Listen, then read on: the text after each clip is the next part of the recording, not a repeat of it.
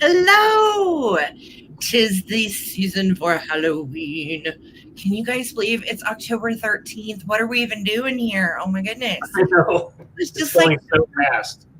it was September 10th. What happened? Now it's October 13th. I don't even know. It has been crazy. How are you guys? Yeah. Welcome in. Happy Sunday. I hope this is a fun week for you guys, and I hope we're able to kick it off with a little bit of joy and some good vintage. Heck yeah. Howdy. I am Sarah, the traveling button. This is my husband, Junk Drunk Mantiques. I'm upstairs, he's downstairs. And we have found another week's worth of really fun vintage Yeah. estate finds this week. Yeah, it was, Complain. we had to branch out because Yeah. I'll be honest, here in the Springs No. was kind of poop, but we ended up going to Pueblo on Thursday, and then we went up to Aurora on what was that, Friday, Friday. and found everything we needed. So we did a little traveling, and it was nice to get out and love those early morning estate sales. The Heck great thing about Friday's estate sale is it didn't actually open until 11, so a little time to get up there and relax, and that was nice. Yeah. So, That was very nice. yeah. Yeah. So, David, I like your Goonies shirt. Thank you. I felt like, I thought, oh, I'll wear this when we get closer. There's a hair flying. When we get closer to Halloween, and I guess we're close, so it's time to wear it. So Yeah. We are. I can't believe it. It's October 13th, you guys. What in the world? Where has this month gone? Oh my goodness. I don't even remember. It's been a blur. Blur, blur, right. blur. Big blur. So if you are new to this, welcome in. I see a bunch of our regulars in the house, in the chat. Welcome, you guys. Thank you so much for being here. As you're coming in, if you would throw a thumbs up on this broadcast, that would be much appreciated. Every bit helps, as well as subscribe to Junk Drunk Mantiques and the traveling button. The links are in the description of this video. So if you would make sure to subscribe, it's free, doesn't cost a dime. It's just a nice way to support small biz. And make sure to hit those emojis while you're in the chat, because they also help. So throw down some emojis for us. And we want to welcome our girl, Lisa. What's going on, Lisa? How you been? Hope you've had an okay week. I know it's been a little crazy, kind of like ours. And she is welcoming everybody to the sale and asking you to make sure that you're in all messages or live chat. And that way you don't miss anything in the comment section. And if you're in live chat and all messages, your bids will come in a nice order and we'll all see them the same. If you're in top chat, you're going to see the chat look a little different than I see it. So definitely make sure that that is something that you are into if you are bidding. If you're just a lurker here to watch, well, hi, welcome in. We're so glad you're here. Hang out with us, have a giggle, see our finds this week. It's really been a week of kind of antiques and mid-century. Everything from like early 1900s up through kind of 50s, 60s. I have some great 60s kitsch I'm excited about. Yeah. And it's amazing mid-century glass too. Like, yes. We found some really nice honey hole estate sales where we were able to work with, and the one up in Aurora, I have to give a shout out to, because like he and the rest of the staff there were really good about helping out resellers. Like he and a lot of times when you go to an estate sale, I'm not, putting anything negative out there, but sometimes you get a snob because, oh, you're a reseller. These guys wheel and deal and help us because they realize that we are keeping their job going. So yes. So if you are in Colorado, the company is called Year Round Estates. It is a husband-wife team, which we're familiar with. And they were just so nice and like so pleasant and like hooked us up with some great deals, which then we get to pass on to you. So how cool is that, right? Yeah, I love meeting people in this business, and it's so great. And then we have a friend here in the Springs that likes to get up early and go put bags down in line. In Colorado, we do the bag system. So you put your bag down first, and then the next person puts their bag down, puts your bag down, puts your bag down. And then you stay in the car and chill out until it's time to go stand in line, which here in Colorado, it's a weather thing, for us. So Yeah. we have that bag system at most estate sales. A few won't honor it, but most do. So our friend Tiffany went up early and put down bags. So we were like fifth people in the door, which is just always so exciting. Got every single thing we came for and then some. Yeah. And I can't wait to show you everything tonight. It's going to be fun. So thank you guys for being here. Our girl Lisa is also reminding you, no just in case bids tonight. And if you're asking yourself, what is that? Don't worry about it. We hate explaining it, and it's pain. We're just bidding in holding increments, and we appreciate it. So no just in case. Remember, if you do throw down a bid, we're a small business. A bid is a promise to pay. All sales are final. And I would just throw it out there. If you can pay your invoice in 24 to 48 hours from when you receive it, it is much appreciated. Some are taking like a week to 10 days. And I understand if you need a little bit, but if you could let me know that in advance of purchasing something, that would be very, very helpful. Okay. I am very happy. We always try to work with everybody. However, if you buy something, it will be invoiced tomorrow, and we would appreciate payment within 48 hours. So that's the deal, Pickles. Had to throw that reminder out there. I know times are tough, and we'll work with you however we can. New buyers, please send your real name, your YouTube name, and your address to Ttbsarahc, and that's Sarah with an H, at gmail.com. And if you don't have a PayPal, don't stress. You can use any major credit card for guest checkout. We just get paid through PayPal. So I hope that makes sense.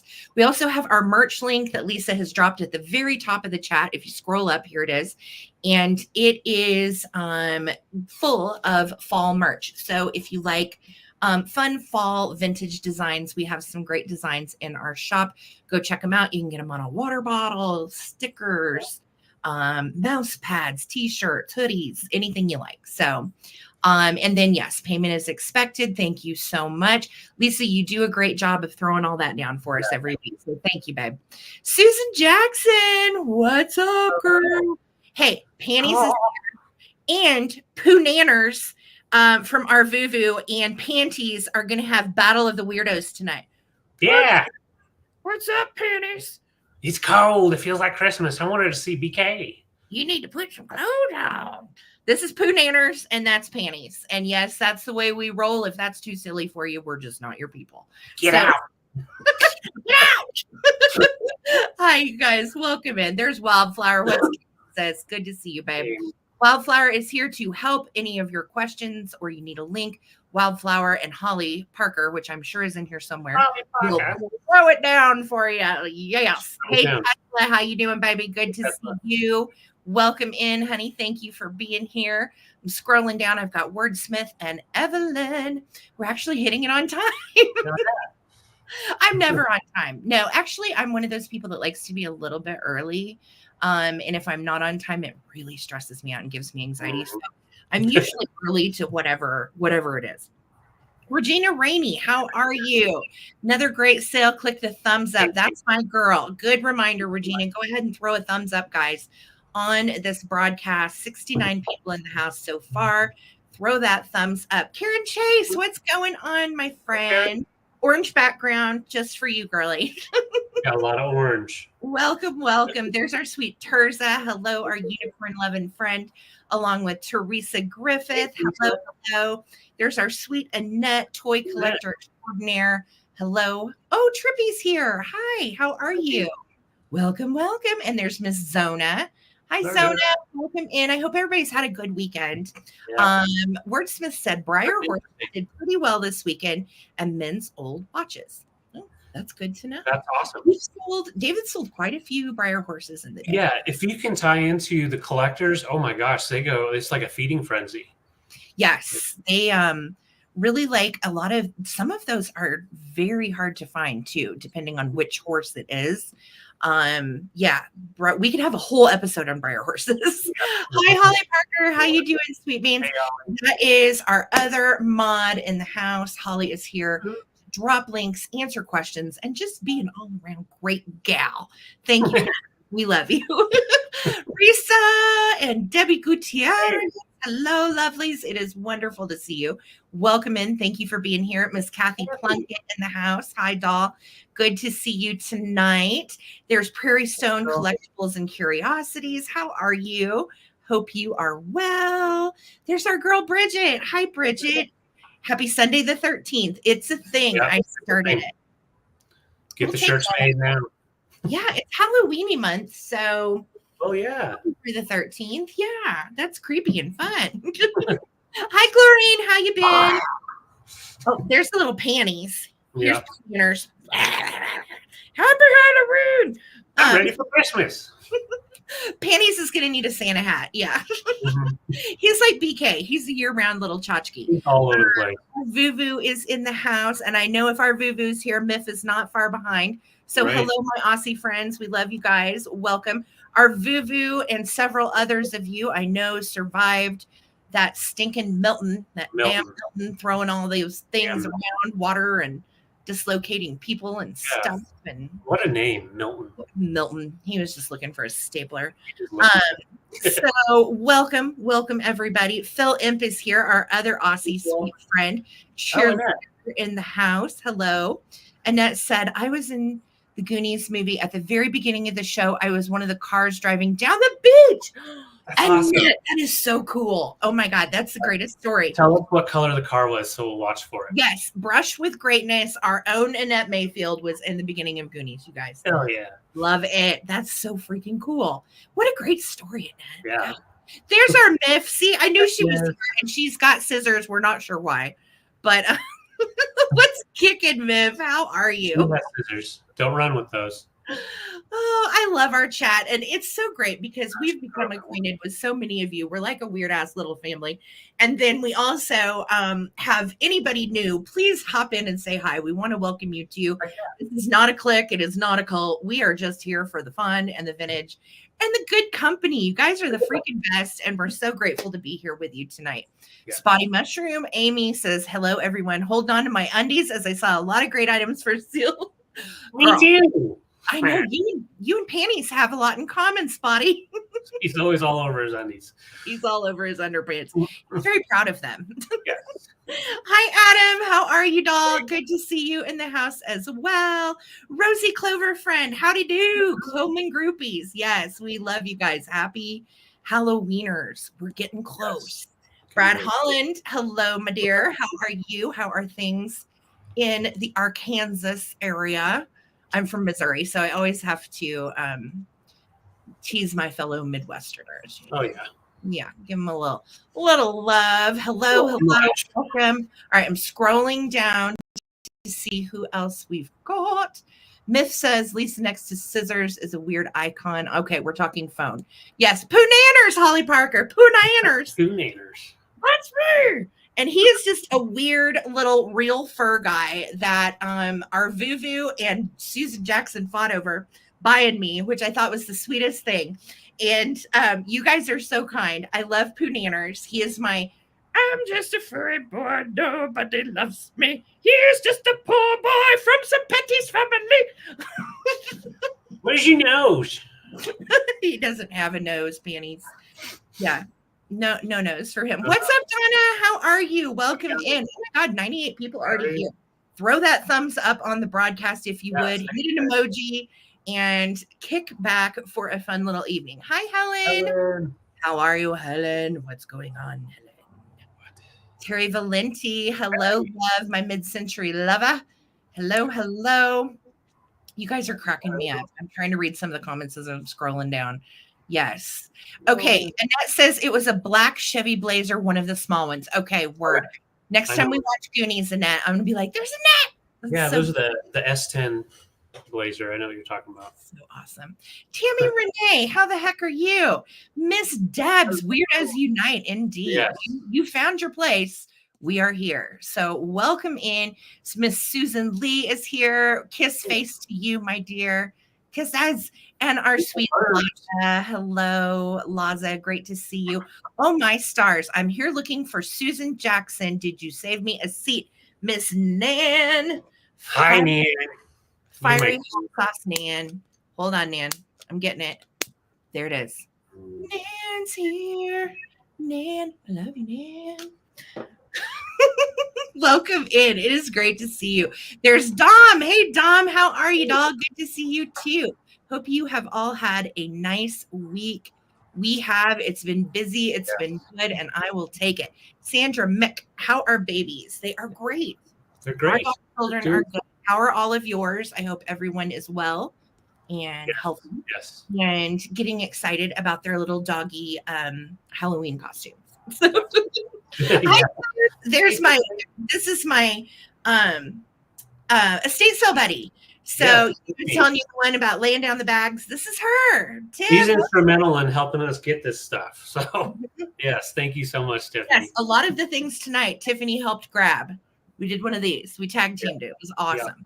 So big love to Tiff. Zona. I think Zona, if I didn't say hi to you before, I'm saying hi to you double. Double hi to Zona. All right. I think I finally got to the bottom. Fantastic. Awesome. So you guys know the deal. If you are new to this, email me your info at ttbsarahc@gmail.com. If you happen to have a question about how this all works, do not hesitate to ask. A bunch of people in the chat will help you. We'll help you. Don't be shy. Everybody's friendly and cool, and we are just happy to be here with you guys tonight. So that's pretty much it. We ship from Colorado. Invoice day is always Monday. So anything from the past week will combine. So anything you might have purchased Wednesday night on our clearance sale, which went awesome, by the way. Thank you guys so much for such a great clearance sale Wednesday. We cleared out, oh my gosh, the shelves. It was wonderful. So that stuff will combine with anything you purchase tonight for one invoice and a savings on shipping. And that invoice will go out tomorrow, every week, Mondays. Yes. Wordsmith says, this room is giggling like a 1927 jazz tea party. Awesome. I like that, Wordsmith. Yeah. I hear that description. That's cool. Holly Parker's again reminding you, please help out the channel and hit that thumbs up. And guys, I'm trying to get 4K subscribers. So subscribe if you haven't, and tell your friends if you have. Tell your friends. Right? Tell your friends. Tell your wife. All right. So, Mr. David, I am going to make you go first tonight with our vintage goodies. And yeah, it's you, boo. It's you. All right. Well, cool. And also just a quick reminder, tomorrow there is no shipping going out. We will be doing packaging, but if everything's going to be going out Tuesday morning that hasn't gone out already. And tomorrow, happy Indigenous Day to all that practice or observe. So I have a couple of Hooters, and we're going to start out with that. So I have this guy, and I've never found this guy before. He's a trinket dish made in the late 50s, early 60s, and he has the little nubbins for his feet.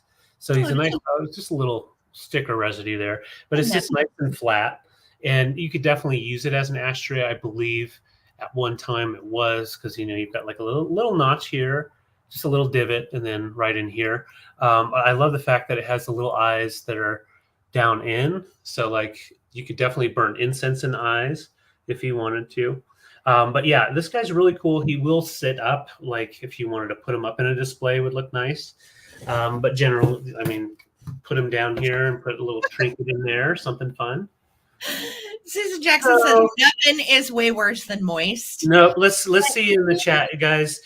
Nubbin, which one's worse, nubbins or moist? Type. What should we type that in the chat? Yeah, nubbins and moist. Go for it, guys. Let's see what happens. So which one's worse, nubbins or moist? So our little owl is beautiful. Moist. It could be cleaned up a little more, but that would be really easy to clean up. But I like to kind of keep that good old patina. Okay, we're looking at moist right now, and it was moist in Florida.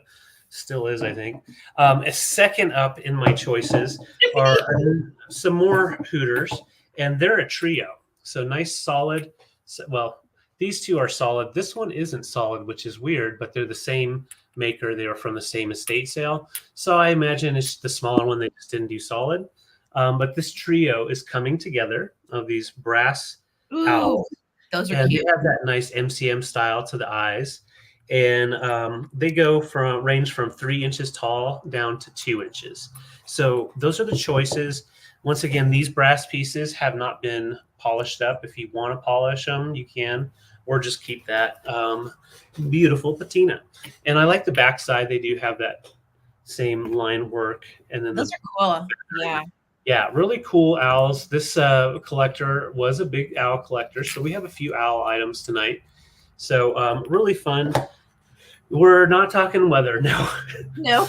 We should be. Well, not should be, but Well, we can pretend that we are. just pretend. So the trio of owls or the trinket dish owl, they're 18 each. No, this set is 18, or Yes. the single trinket is 18. Thank Correct. you. I Correct. see Susan Lee and I see George. Thank you. And Thank I you. love the fact that the feathers down at the bottom kind of go across each other, giving it a nice little style. Yeah. And you can definitely put it on a little stand to have it stand up like that. So let's go ahead. These are a little older also, just because the estate sale that we snagged them from, everything was like early 1900s through 60s. And there wasn't a lot of 70s and 80s. So it was, there wasn't. No. Yeah, definitely. All right. I've got your bids in. Debbie, I see you. Tesla, I see you. All right. Thank you guys so much. Your bids. Yep. Now's the time to go ahead and count down. And as we start going on our countdown, that is when you want to get your best bid in there. And the winner chooses choice, Debbie. Yes. I know you're new. So winner chooses choice. Okay. Yes. Perfect. And he can also stand back behind them like, hey, guys. All right. Here we go. I see Debbie in it. 24, 15, 14, 13, 12, 11, 10, 9, 8, 7, 6, 5, 4, 3, 2, 1. Looking for 25 or our bid end. Thank you so much, Lisa. First person at 24 is Miss Debbie. Tesla is also back at 24. Susan Lee is in there at 25. And that bid end will be coming in any minute from Lisa Girl. Yay. There it is. Thank you, Lisa. All right. So Susan Lee, congrats, honey.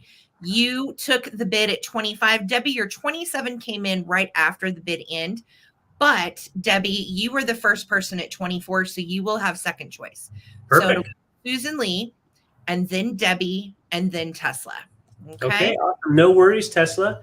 And always ask questions in the chat if you need. Okay, Susan Lee, we got you for Manny Mo and Jack. Manny Mo and Jack. And Debbie, if you want the trinket dish or ashtray. If not, just say pass. And then behind Debbie was Tesla. Okay. If Tesla passes, then we're going to Donna, Miss Donna Karamas. Perfect. Awesome. Thank you guys so much for this. Awesome. Okay. No worries. Debbie passed. And so just let me know in that order, guys. And I will check on it. Yes. So it was Tesla is up next.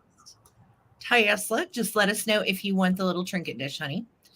And then behind Tesla would be Donna. Donna. Got it. Donna. Okay. Tesla passed. No worries. So Donna, let me know. And anybody else in the bidding, if you want it, let me know. Otherwise, just tell us pass. Yes. Geo would be next behind Donna at 19. Okay. Perfect. So okay, Donna said yes. Congrats, Donna. I think it's beautiful. Congrats. Awesome. Hey. Awesome.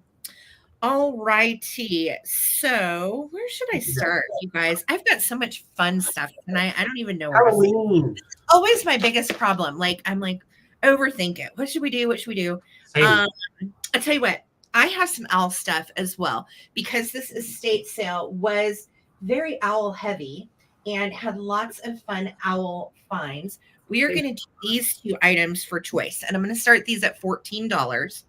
And the first one up for choice is this sugar glaze 1973 owl holder. And you can see the texture on it. The reason we call it sugar glaze is it has this yummy kind of frit beaded glass texture. Feels like sugar on the outside of it. Couple little boo-boos right here, which I think that might come off, and a little boo-boo right there. Now the candle in this has been burnt, so I just threw some little tea lights down in it, and it's so bright in here because of my ring light. You can't really see this glowing, but at night it glows through really well. I have a bunch of Christmas ones like these. So I collect the little sugar glaze holders, and look, it's got a little branch and flowers all the way around. 1973 Chicago Candle Corp. I love these tall candles. They're so fun for accents. Yeah. They look good with figurines, centerpieces, all that stuff. I could sell you on sugar glaze candles all day long just because I collect them myself and I think they're so cool. But this little owl has a pretty darn groovy design. You can see all the way around, and I love these. It's a nice and tall one, also 10 inches tall. Okay, so that's choice one. Choice two, OMG, the cutest little day glow sachet holder. And you can see this says on the bottom, Little Pal Sachet by Celebrity. So these came with like a powder puff smell to them. And this one actually still smells, believe it or not. You can smell it in the little powder puff. Now you can always tear his little powder puff off and put a tissue in with some essential oils, and you've got a brand new pomander. And the scent escapes from the little holes. And then it was meant originally in the 60s, you would hang these in your closet and they would make your clothes smell good. You also put them in your underpants drawer, make your undies smell fresh. Whatever. Thank you so much. I'm going to try that. Thank That's you. right, panties. I'm not gonna All send you about that. Okay. You like fresh panties? Yes. Who doesn't, right? So these are your choices. Super stinking cute. This one, of course, glows like the Dickens because it is day glow. So if you have a blow light display, this is your guy. Super darn cute. We're right about 4 inches tall, and all of his paint and everything is there, and he is in nice shape. So I'm going to start a countdown. I see Miss Zona is in at 14. And we are going to go from there. Thank you so much. Maybe it did belong to Marsha Brady, Brad. Very possible. I don't know. Marsha. All right, here we go. 15, 14, 13. Throw out your best bid. 12, 11, 10, 9, 8, 7, 6, 5, 4, 3, 2, 1. Bid end. Thank you. Miss Tesla, I see you in at 15, sweetheart. And Zona's in at 16. Thank you guys so much for your bids. Tesla's back at 17. I can't watch. Who's going to get it? You're never going to get it. Oh. Okay. Tesla Zona. There it is. Okay. Thank you, Lisa. So Zona at 18, would you like the candle or the little day glow? You can certainly take both. Crikey. The same question to you, sweetie. Crikey. Crikey. Like crikey. For our Australians. Crikey. Look at that bloke. Oh, goodness. All right. So Zona, let me know. She's going to take a little day glow biscuit. I don't blame you. So freaking cute. And Miss Tesla, do you want this groovy sugar glaze candle? The candle is still burnable. It's down in there, but it's about right here on wax. So that's why I put the little tea lights in there. Yeah. You got it, sweetie. It is yours. Congratulations. Thanks, ladies. Awesome. Yay. All right. So I'm not going to do owls this round. However, we're going to stick with some birds. This collector had a huge cobalt blue glass collection ranging all from late 1800s to mid 1950s, and a couple pieces from the 70s as well. So I grabbed some birds, and starting off on this one, these are all going to be for choice. Cool. And what this one is this is Mosser glass. So we've got the M in there. If it'll show. Yep. There we go. So you can see the M in there. So Mosser glass, and this would be considered a salt cellar, an open salt cellar. So you just put it at the table and have your little pinch of salt in there that you can work on at your place setting. Really nice though, just for a great little piece in your decor. You can definitely put little baby eggs in there, baby bird eggs, not real eggs, but marbles, whatever you want. Pretty cool. So really nice piece. This one right here is 3.5 inches long. Okay, so that's the first blue glass piece we have. The second one here I'm going to start with is also Mosser. So it looked like a fish when you had it held up like that for a second. I was like, wait a minute. I know it's the cobalt blue you'd think would pop in a little bit easier. But there's an M right here, and it's got a little base, almost like a stamp, but it makes it to where it sits up off of its feathers, its little wings. And so it's a little table sitter made by Moser glass as well, and kind of like a cardinal. And the cobalt blue glass birds are a little bit harder to find. I rarely find them. So I was super excited to find this collection. And then I also have this bird here. And this is one of my favorites, just a little chunky fat bird. And you can see this one isn't like a pressed glass. This one is art glass made with a little bit more clarity to it. You got the pinched off tail. I do think this is made in Taiwan. Yeah, I think this one's really cute. But what's cool is we have not just that. We have one of those and one of these guys. One of these. Then we have this feller. One of these. But then we also have another one of these. Oh my gosh. Yeah, Tiff, and all in good shape. That's right. Yeah, no chips, no damage at all. And absolutely beautiful. Great for stocking stuffers, but also just great to put in your blue glass collection for sure. Yeah. If you have those blue birds of happiness, throw in some cobalt blue birds. These are so good. Aren't they nice? And what's great is, so this one's 3.5 inches. These are 3 inches. And then these are 2 3/4 inches. So depending on the size of your little shelves that you're using, definitely would work. Oh, darn, Lisa. Lisa, if you're having problems, sweetie, let me know, and I will try to help you. Yes. Yeah. Holly's got you. Okay. No worries, hon. Thank you, Holly. All right. So they're $15 for choice. If any interest. Hi, Pam. Beautiful little guys. Hey, Pam. It's good to see you up in New Jersey. It's great to see you. Down in our neck of the woods. Yes. Yeah. She's right outside from where I was from. So Susan Lee, I see you in at 16 as well. And I see Susan Arvuvu. So we're going to go ahead and start a countdown. These are nice art glass pieces. And then the 2 cardinals and this bird here are stamped Moser glass. So a little bit older on those. All right. So let's start our countdown. Thank you, Pam. Once again, no just in cases.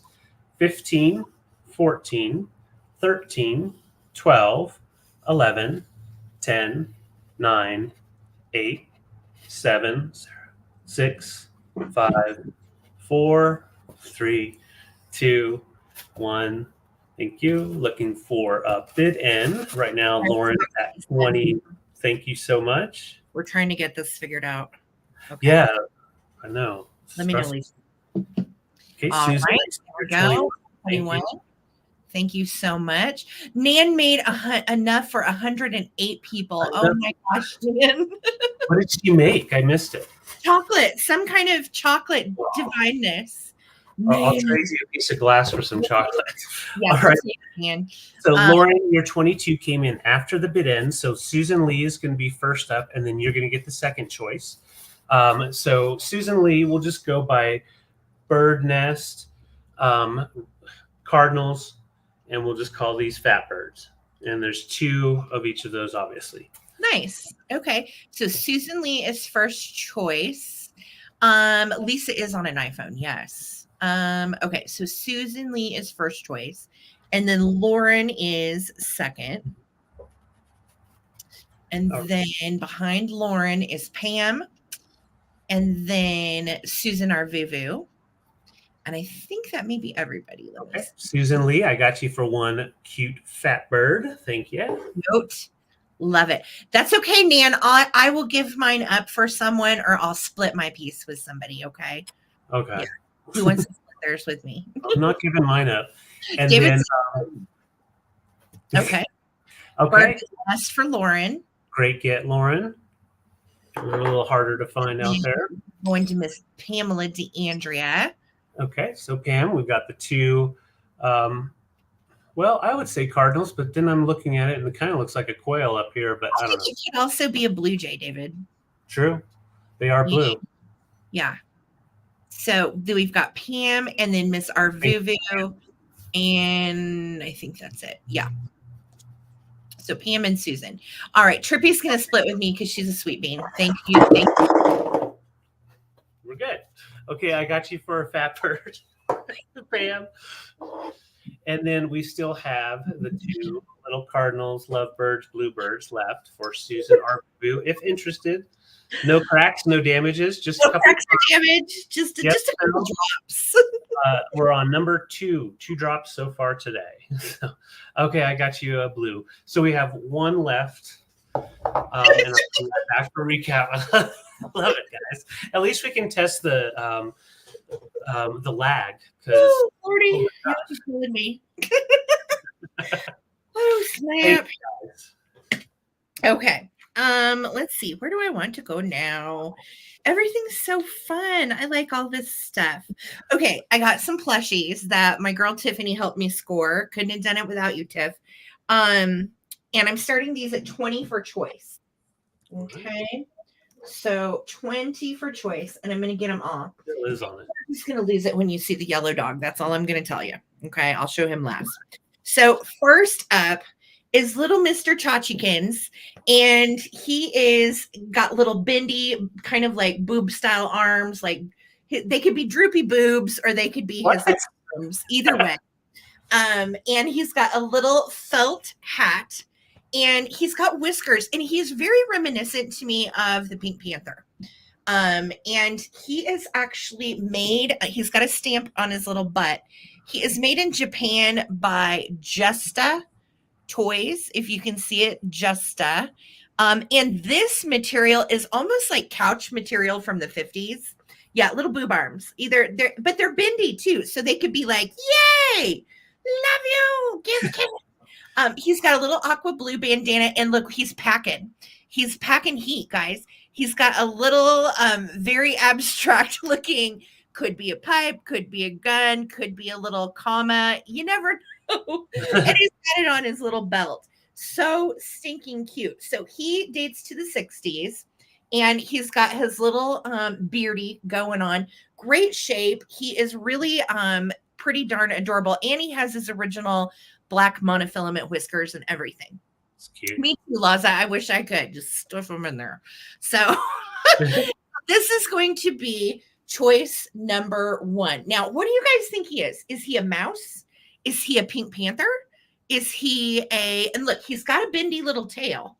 So I feel like he could be, I don't know, he could be a lot of things. Carrying a box. Yes, he's packing. Him's packing. So let me know what you think. Dog. Kids are cracking me up. Hey, buddy, you want to work on the farm with me? It's harvest time. Yeah. Oh, hi, Lemmy. How are you? Have you seen my couch-like texture? It's so good. That's nice. Get closer. Oh, wait. Are we live? Yeah. We're live. They're trying to sell me. This is wrong. It's like I'm at a ditty party. Oh, that was a horrible joke. Okay. So this guy is first choice. All right. Pinky the Panther. Second choice is this little precious angel. Can we just talk about how cute he is? OMG, he is so darling. And his name, he dates to 1967, and he's made by Kamar.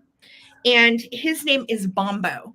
And he, you know how Kamar made like all of the little devil pixies, and they made all of the little kind of like dream pet lookalikes. Most of them are velvet, like this guy. They all had a name, and the brand that Kamar did these was Wild Things. So this is Bombo with his original Daisy, and Bombo is a Wild Things. He's kind of a cross between like orange and red. He's like a tomato-y kind of red, and then the back of his little ears are definitely orange. He does have a little bendy tail, and he's also got some little nubbin arm/boobies. You be the judge.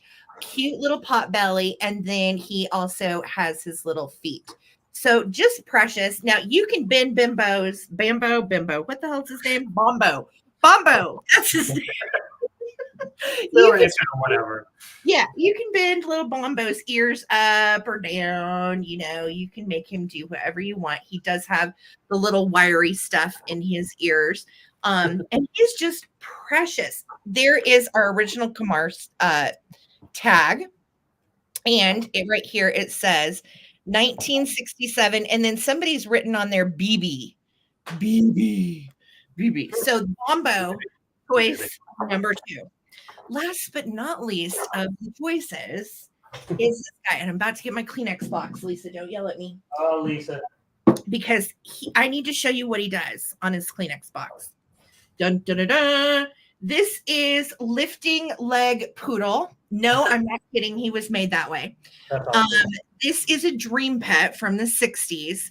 Very hard to find. You will not find this one elsewhere. You can make the little ears go up like antlers. You can make them go down like a little loppy dog. They are wired. And he has nice fluffy fur here, a little gold chain on because he's cool like that. Here's our Dream Pets tag, and you can see Dream Pets, of course, were made by Dakin. And then BB has also put her initials on his behind. Yes, it is a peeing poodle. It is lifting its little leg. Now, Tinkler, we're going to call her Tinkles. So little Tinkles is yellow in excellent shape, almost kind of has like a mohair texture. I'm going to get you up close. Reminds me of the old Stife Bears. Super cute. And the little tail also is wired, so you can bend it however you want it to go or stand it straight up either way. Look at this face. Little fluffy, got the little plastic nose and those little eyes. And she is a Tinkler. And the legs are not wired. I thought, well, maybe this is just bent that way. No, this is how she was made. So she is a Tinkle Potty little friend, or you can get Bombo, not Bimbo, not Bango, Bombo, or you can get our little mystery critter, which might be Pink Panther, like a country western Pink Panther or something. He's a good old boy. Just some good old boys. Never meaning no harm. Okay, here we go. He likes bonfires. Yes. Bend it, smack it, pull it, twist it. Down. Yes. So we have Tinkles the dog that is lifting her leg. We have little mystery critter one, or Bambo. Bombo? Damn, I don't know. Anyway. So they're all from the 60s. They're all adorable, and I'm counting them down. Everybody has their tag. 15. We're at 21, 15, 14, 13, 12, 11, 8. No, wait, 9. No, 10. God. 9, 8, 7, 6, 5, 4, 3, 2, 1. Bid end. You can tell I've been drinking coffee literally all day. Yes. Yes, Nan, that's right. Just the right color. I think so too, Amy. I love you, Amy Wildflower. Look, I have a wildflower. I like that the eyes are looking the other way of the trunk, you know. I know. Well, he doesn't want Tinkles to get him. Yeah. So Susan Jackson, let me know who or what you're going for. Mystery Panther, Mystery Pink Panther. My body looks like a couch. Or our little Bombo, or Tinkles. Tinkles. Susan needs that tinkle and dog. You know what, Susan? I don't blame you. I would take Tinkles myself. All right. Dominic, let me know, love. Mystery Pink Panther Western fellow. There's gold in them there hills. Yeah. Bombo. Okay, awesome. And then after that will be Bridget. And I believe that's everyone. I'm double checking. Okay. I'm double checking. Yeah, that's everybody. Coffee laced with silly. That's what coffee does to me. Yeah. Especially when I've drunk it all day after I'm kind of like, Right. Okay. Dominic is taking Bombo. Don't blame you. What a biscuit. All right. Thank you so much. And then was anybody out for Mystery Critter? So Bridget was next up, and I think that was everybody. Okay. Bridget, do you want my little country western feller? Bridget, I bring joy in country music. All right. If anybody wants little Chachi with, oh, look, I have little droopy boobies. Okay. I'm sorry. It's been a week. Quite a cowboy. Yes. If anybody's interested in my little feller, you just let me know, and we're going back to DJ. Thank you. Right on. Yeah, Tesla. I don't follow baseball anymore, but when I was a kid, I did, and Mets were my favorite team. And my friend's team was the Dodgers, so that was always a thing. But yeah, Darryl Strawberry and all those guys. Okay, so I have some electrical pieces here, and we're not going to turn them on at the same time because I'll lose a finger or something. So this is a lamp made out of a vintage lantern. You may ask, who made it? Well, I was going through an extreme period about 9-10 years ago, and we, Sarah and I were doing crafting and different things. So I just was hanging out, and I was like, you know what? Let's make some lamps. And I made different lamps for our house way back when. This one has been in our house for over 10 years, about 10 years now. And I made this out of this lantern that we've had in our possession forever. It's a Dietz made for Kmart stores in the 70s. And it was a working one, but didn't have it. Yes, David Crafting, for sure. And it is a working light. So you just turn it on and off. And what's cool is you just use the nice clean burlap hook on guy here, and it gives you just like the perfect vibe. Now you can always find another lamp. It's like a nice strong one. Another lamp shade for it. It's red, Karen. It's definitely red. There we go. Let's get that color in there. Coca-Cola red almost. And so the electric's in good condition. All new wiring, obviously, and then the rubber connector right there. And yeah, that's all I have to say about that. We love to using it like over in our kitchen area, but also putting it in with our Christmas decor. It's a nice way to light it up, kind of around other things. Karen, it's kind of like a tomato red. It's that it's kind of an orangey red, but it's more red probably than orange. Yeah, that kind of gives you an idea. Yeah. But David made this years ago, and we have had this in our little bar area for 10 years. So it works great. It's from our personal collection. David made it. The wiring is good. He always did a good job on all that. And we used to sell these at craft shows. And he's being very modest, but he actually made some really fantastic lamps out of one was made out of a flute. He made one out of a clarinet. He made I forgot about the clarinet. He made some weird steampunky stuff. Like he's a good crafter. He is. No, Susan. Panties is wearing it right now because it's getting colder in Colorado. But yeah, all components still work. So if you wanted to take it apart and turn it back into a working lantern, you could. Yes, sure. Or you could also lift this up and put some fun lights in there. I'm not going to get crazy with it. So that's your first choice. Yeah, kind of like tramp art. Yes. Or upcycling. And what's funny is early 1900s, a lot of old kerosene lamps were converted into electric lamps once different houses were getting their electric. So that was actually a commonplace from the 20s through the 50s. So yeah, just kind of keeping it going. Earmuffs for noise and stuff. Earmuffs. The second in this choice is, Annette, I do see your bid. Thank you. A beautiful aqua zero. That is orange right there, Karen, just so you know. And with that really cool baby blue.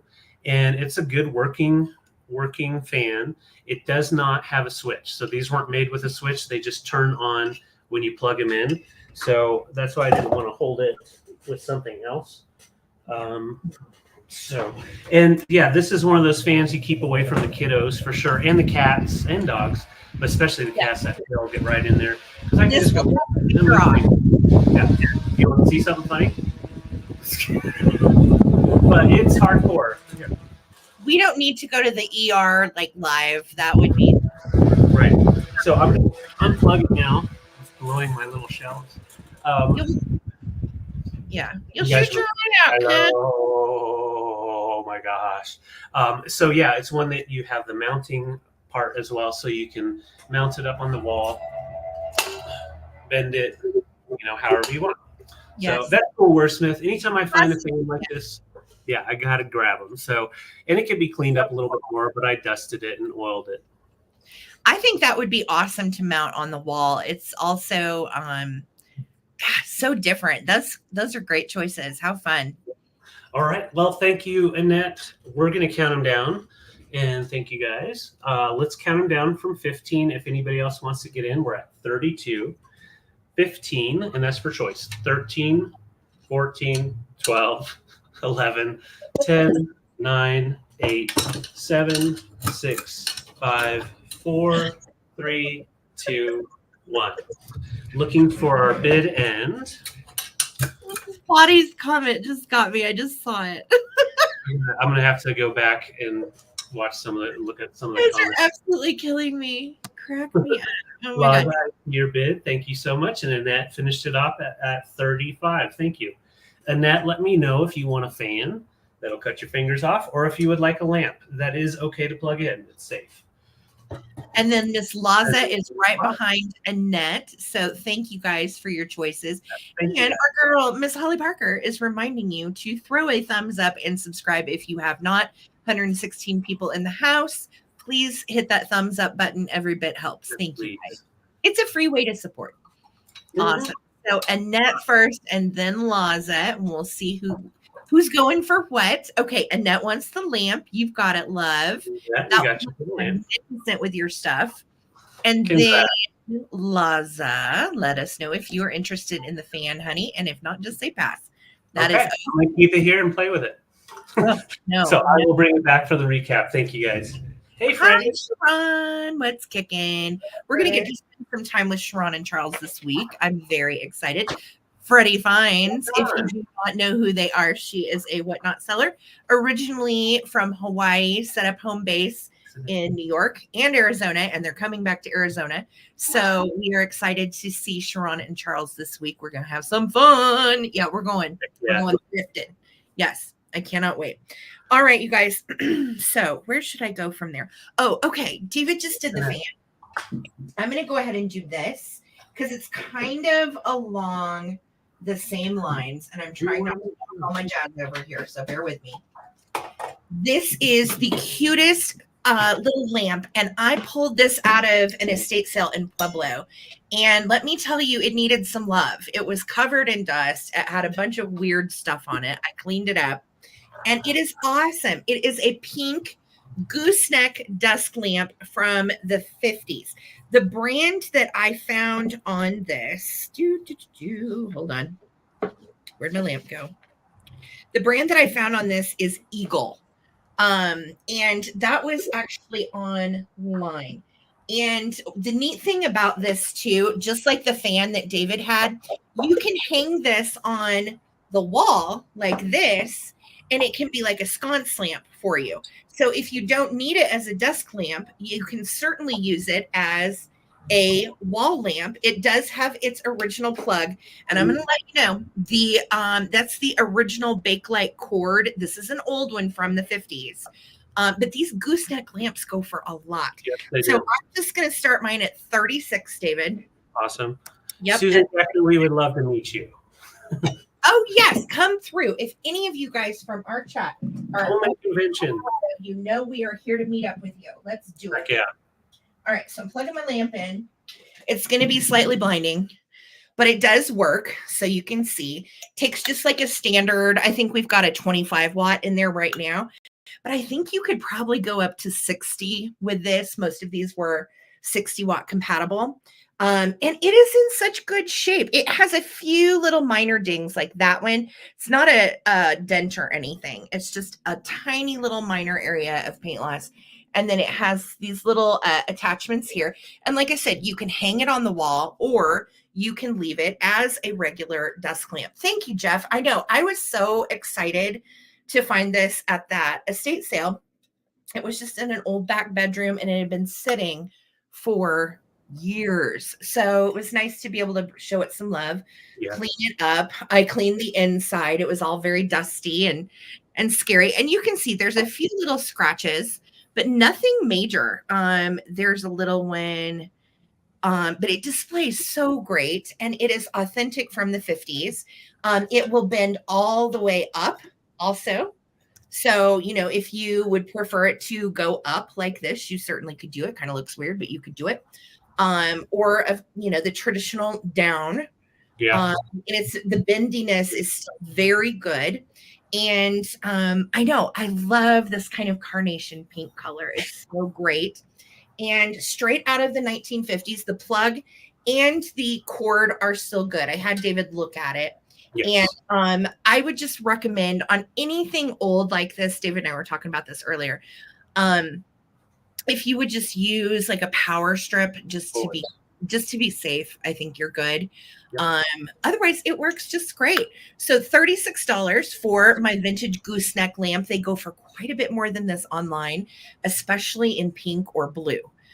Those are the highly desirable colors. So 36 bucks and it can be yours, and you can turn it, of course, this way, like the little Pixar lamp. You can do like I said, however you want it, whether it's a wall mount or sitting for you, nice for a bedroom, and it gives off really good light as well. So functional vintage, we're here for it. Mid-century pink, who doesn't love it? Annette is in for 36. I absolutely adore this lamp. And I'm going to turn it off and we're going to count it down. If anybody else wants to get in, now is the time. Here we go. Thank you, Annette, for your bid of 36. 15, 14, 13, 12, 11, 10, 9, 8, 7, 6, 5, 4, 3, 2, 1. Bid end. Pixar lamp's girlfriend. Jackson, I don't know what happened, honey, but I hope you're all right. Oh, you're in pain. I'm sorry. Ugh, that is no fun. No fun at all, girl. I hope you can get that resolved or just take something that makes you feel better. Yeah. All right. Annette, this is yours for 36. Congratulations. It's so good. I hope you love it. Thank you so much, Annette.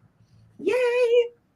Okay. So I'm going to go with, it's going to tie for my favorite find of the week. And you'll see my other favorite find in a little bit. But you all know that I love vintage glass, obviously, and antique glass. But I absolutely love decanter sets. And when we can find a whole set together, which is very rare that we can find one together, I love the fact that it was taken such good care of. It's in amazing condition. So this is from the 50s into the early 60s. The reason I think it could also be a little bit earlier, and I'm going to go in close back here. You'll see the condensation in there. It's just drying, and I'll keep that off, and it won't go out until it completely dries out. Take about a day or two. But I want to show the design on it. We've got this really beautiful gold design with the kind of an Art Nouveau style, and then you've got, if I get it without the glare, you see the little cherub. Oh my God, I didn't know there was a cherub in this. I didn't see that. Well, and when I realized that, it says that this is an older piece, so it could be a little bit older than the 50s, but I could not find this exact one online. But yeah, the detail all the way around, you've got the Cupid or cherub, and then the nice swirlies of just kind of like florals design, and that's all in 22 karat gold. And then what usually is just what they have is the hand painting. So you have the guild crest here, and then hand painted floral on the front. All of the pieces have all of the flower and leaves intact, no chips of any sort. But what makes this a little bit higher quality and go for quite a bit more than some others, it doesn't just have the 22 karat gold in bands. It has the bands, but it also has the enameled gold that goes all the way up the long neck and into it right in here. And then the topper, I put somewhere, has that perfect gold all the way around as well. No chips or damage on the stopper itself or to the rim. It's in impeccable condition. Yes, stunning. Just excellent condition. And it comes with 6 of the cordials. So this is 6 of the cordials are going to be just like this. You can see the little cherub in here and the swirly design all the way around. There, that'll help it a little bit. And then you have the gold also on the pedestal down here. And these would be considered cordials, nice little tasting glasses. And there's 6 total. I'm not going to hold them all up because I don't want to take a chance. But 6 of these exact size and same paint, no damage at all. And I mean, they're just beautiful. As far as the decanter goes, this sculpt I couldn't find online, which kind of leans me to older as well. Most of the sculpts have more of like a teardrop style and less of a neck. Phil said she thinks earlier than 50s, and just based on the other Bohemian glass that we've sold, I would probably agree, but I don't know really squat about it. So right. And when I was looking online, between Czech and Murano, there's a lot of different glass makers that did high quality stuff from the 30s to the 60s, and it all kind of resembles each other to an extent. But yeah, this design here says it's a little bit later or older, and it's nice and clean. You've got like a slight light amber color for the glass. So it's not bad at all. Okay, Phil says early 1920s. I believe you. That's what I thought, Phil, but I wasn't sure, and I don't ever want to say that it's something that it's not. But as far as the hand painting and the cherubs and shape, we couldn't find it. So I don't know. Melanie Down says I agree. So I love it when the chat knows, because sometimes we don't know. Yeah. Yeah. Hi, baby. What's kicking? He said, looks like Italian and Murano. This is a bargain. Yeah.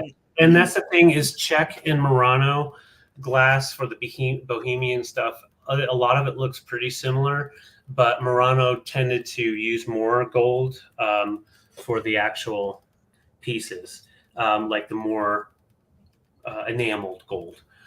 So you have 6 of these cordials, which measure at 4 inches tall, and then the complete decanter at 14 inches tall. And if you find something close to this online, they're going between, as a set like this, 140 to 195, possibly higher as well. So like this is a really good get, less than half its value with all the cordials. And even the rim on the cordials, let me set this down. Even the rim on the cordials looks like they're almost untouched. So right up here, all the way around, you usually see some wear just from drinking from it, nothing major, but these definitely are in excellent condition. The gold is very thick, and you can even see where a couple of these, you can see where the gold finished, and it kind of bumps up right over here. Like it's extremely thick gold. Yeah. So, yeah, you could definitely use it for Coke Zero. Just don't get it on the paint, because I don't know what happens. I know, shocked that we have all the pieces as well. Great condition. I just had to clean off a little bit of dust. They kept this in glass. So if it doesn't sell here, I will put it on eBay. Start it probably twice as much. So this is honestly a really great get. Yes. And it'll ship affordably and safely. These pieces I boxed in separate boxes and then combined into one box. So. Yes. But yeah, I think the shape of the glasses date this too. Okay, cool. Well, then, like all of our antique glass peeps are in agreement that it's 20s. So that's awesome. Thank you guys. Thank you guys. So, yeah, I didn't know that, but the shape of the glasses, I'll keep that in mind. Thank you guys. And they're nice and straight too. All of them sit nice and straight like this, no bending or leaning. So I will set these all to the side if you guys want to think about it. $78 for the whole set. That's a great price. The decanter alone, but then with the cordials, such a good price. It's about half. Yeah, love it. You might as well buy it here instead of buying it on eBay, right? Right. I've been to Prague and studied a lot about Bohemian glass. Very cool. Thank you guys so much for your input. That's so helpful. Always so helpful. So we appreciate it. Let's go here. I have some more kitschy cute owl goodness, and I am going to start these at $24 for choice. First up in my choice is a very hard to find little day glow flatsy owl bank. And he is, of course, made in Japan, dates to the 1960s. And I don't know if you can see on his little stop right there, but it says Sarah Master, as in like ceramic master. And this little guy has his little feet poking through. And then look at his profile. He's nice and flat. And then here's his backside. His cash hole is nice and clean. Everybody likes a good clean cash hole. And we have our original stopper. And look at those big eyes. We are staring into your soul. Yes, you're feeling dizzy. You love color green. You love blue eyeballs. Yes. So, Oh, he got me. I also think he's super cute for Halloween. And he measures right at 6 inches tall, and his width is 5 inches. So he's a sizable little biscuit. Super cute. And these day glow banks are getting harder and harder to find. Look at how expensive these are on eBay, you guys. I couldn't believe it because I don't find these pieces very often, honestly, because they're usually priced up there. Holy beans, these are going for a bunch. And if you have any of these as a collection, hang on to it.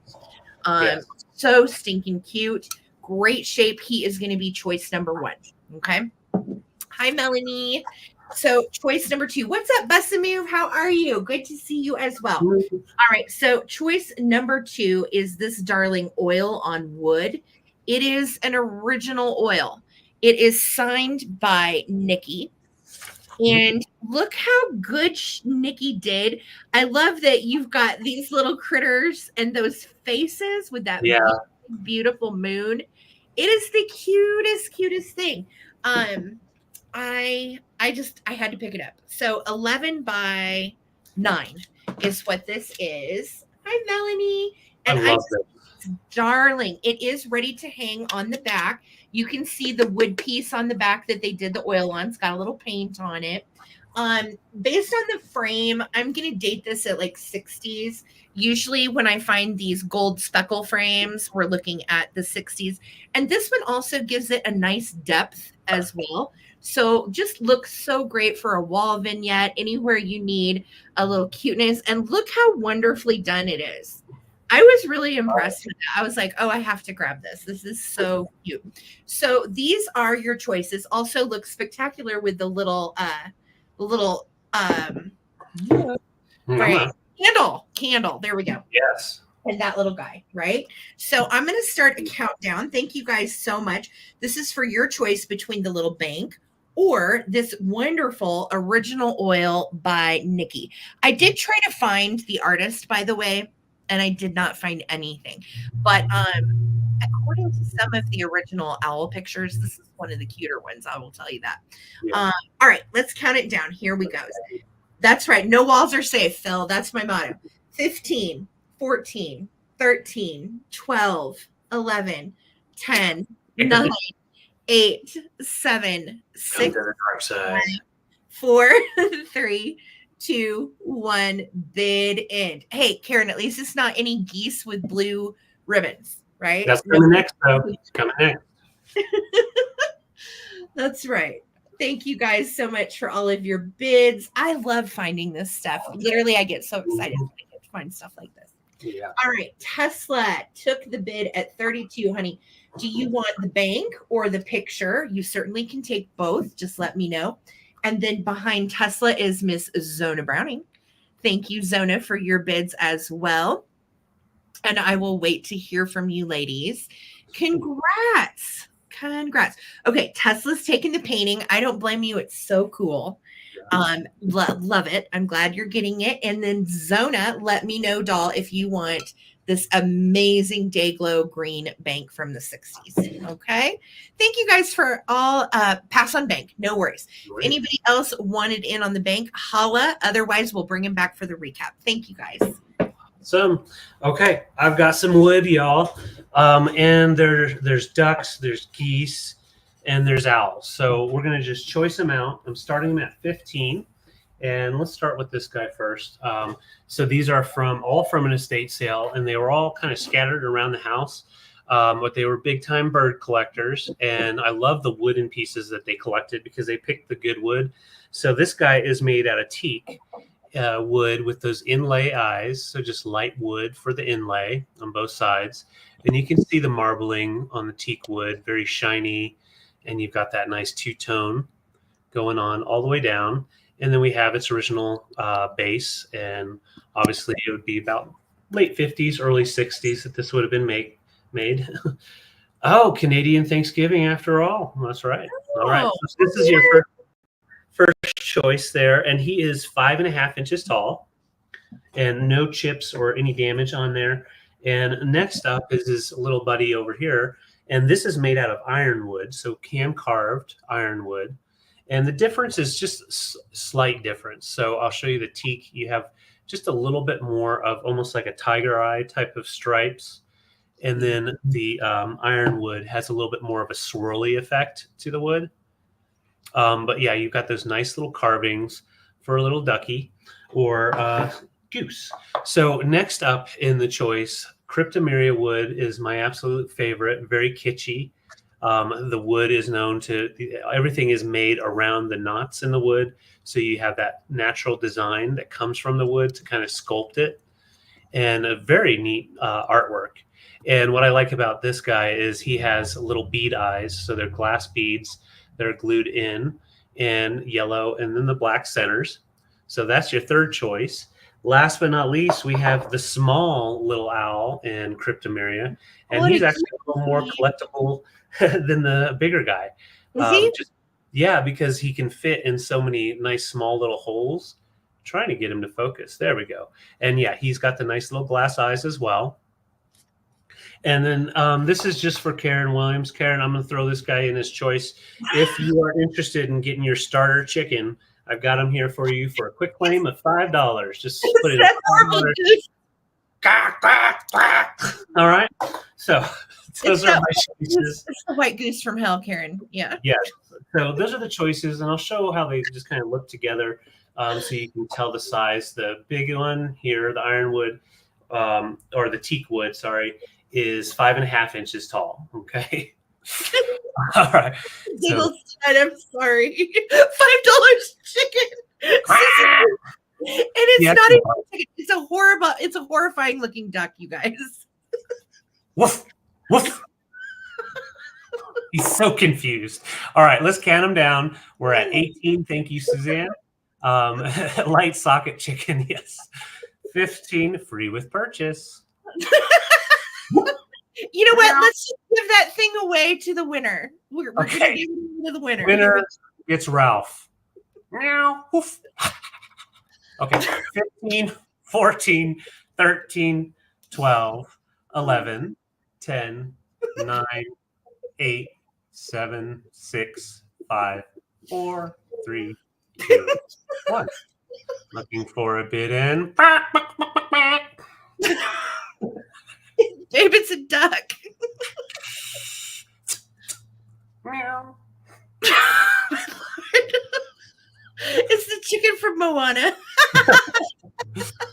Karen, yes to both. Oh, Shazam. Okay, so Tesla was at 21, and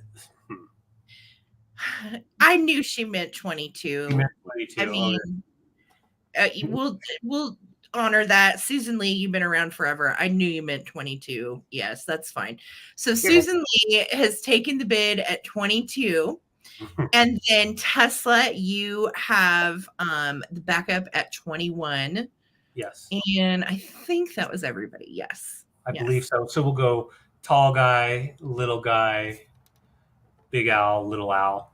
Yes. So Susan Lee and then Tesla. Just let us know, guys. Thank you guys so much. Right. Sybil the chicken, multiple possibilities. That thing is a hot mess.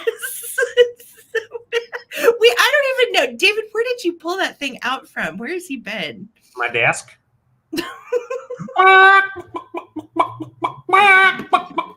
Oh no. We have knocked one over. Okay. Susan Lee's taking ducks. Tesla, I know you were probably going for ducks. If you wanted owls, just let us know. No worries. Susan Lee, I got you for your duck and his little friend. And then Tesla, I got you for little duck. Awesome. All right. Fantastic.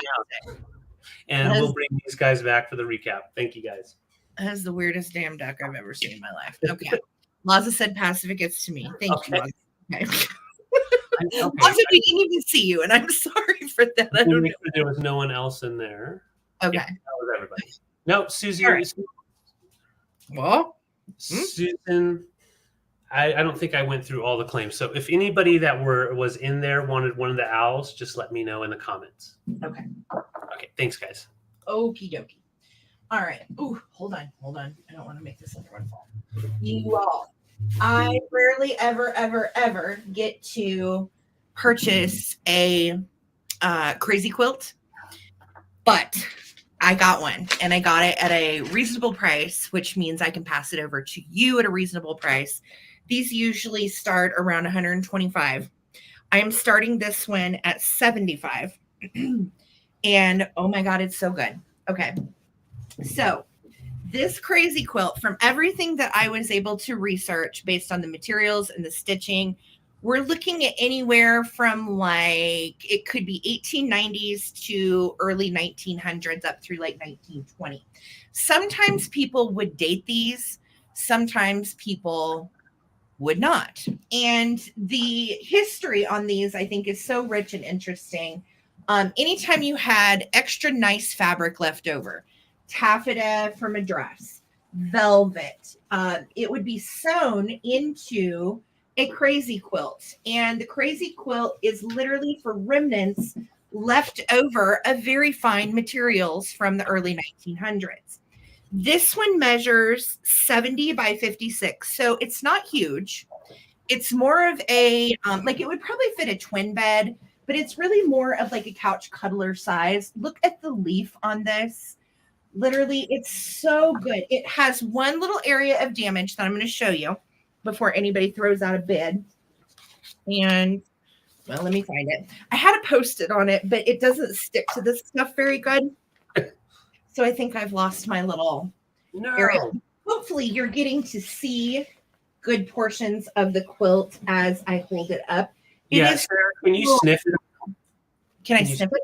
Yeah. It smells like it's been in a chest for a long time. Thank you, Karen. Yes, that velvet does tell it all. Yeah. And it smells fine. There's no funky smells. There's no mold, or look at the backside. It's clean. Oh, yeah. I mean, it's not been like, there's no water damage or anything funky like that. Yeah, I try really hard to focus on quality on stuff like this. And if it's too rashed out, I just won't buy it. Hold on, damn it. I'm trying to find the little leaf. There was one little leaf. Here it is. That has the area of damage that I wanted to show you. And literally, it could almost be like fabric glued back down, because it's all right there. And you can tell somebody tried to stitch that little booger back on there. And maybe that's what it needs, is just a little bit more stitching on that little velvet leaf. Yeah. That is the only area of damage on the whole thing. I am drawn to these because when I grew up in my house, we had a huge one framed in our hallway. And it was on a wooden, it was stretched on like a wooden pallet frame. And it was gorgeous. And I have always admired these. And this one is so nice. I just wish I could date it for you a little better. All I've got is like 1890s through 1920s, somewhere in there. So I know it was made in that time frame. But look at all the little leaves on it. Like, and these are cut out of that velvet. I mean, it's stunning. Usually these start at this size and this condition. These will start around 125, 150. So this is about half. And I hope I'm doing a good job showing it. You are. It's showing all the different colors, and then just the patchwork is just amazing. Well, the embroidery stitching on these is what is just so impressive and so lovely. And again, the backside is clean. It's showing kind of like a weird taupe on the screen, but really it's like a very pale pink is the entire edge. Let me get it up close. It's just kind of a baby pink. And look at the hand done blue stitches, even on the edges. It's phenomenal. It is a gorgeous crazy quilt. These are truly antique works of art. I know. I wish I knew more about it, Karen. I do too. It's just so spectacular. But all of the fancy fabrics that they would make dresses out of, then they would go ahead and put into these quilts. And I don't know if anybody even does these anymore. Is this even a thing? Does anybody do these? Thank you, Sean. It was a way to, use fabric all the way to the last little thread. No waste, which I love that. No waste. So hopefully I've done it justice. It is so beautiful. I really should have had David probably show it so you can get a good idea of it. But it is really spectacular. Yeah, so you can see a fall leaf. You can see a 4-leaf clover. And yeah, I think there's a pair of cherries in there somewhere. Yes. Yeah, on the pink. Honestly, it might be the seasons like spring, fall. I don't really know. Yes, it is a pair of cherries right there. And look how they're sewn. Isn't it awesome? So yeah, beautiful piece. It only has that one little area of damage in the green that I showed you. We are at $75, which is a very, very good price on this. So I'm going to start a countdown. If anyone else wants to get in on it, thank you, Pam. She said it's Americana at its best. The stitching is intricate. It really is. All right, guys, I'm going to start a countdown. Here we go. We're at 75 for 76, 15, 14, 13, 12, 11, 10, 9, 8, 7, 6, 5, 4, 3, 2, 1. Bid end. Isn't it gorgeous? I know. Like I don't want to let it go. It's beautiful. Oh, she's sneaking. Crazy quilts were a rebellion. Now I love it even more. Oh my gosh, yeah, that's cool. It's not your regular geometrical shapes. You know, quilts traditionally were laid out, patched out perfectly with measurements. These are just patched together happenstance, and I love that about them. Yeah. Les, congratulations for 76. It is coming to you. It is really a work of art, and I hope that maybe you'll stretch it and hang it. It's just, it's next level. Thank you for your bids, girls. Cover a whole wall. Beautiful. All right, coming to you, Les. Thank you, love. Okay, so I have a clock, a little Black Forest clock from West Germany that I just absolutely love. I actually have an identical one right up here in my office that I've had forever.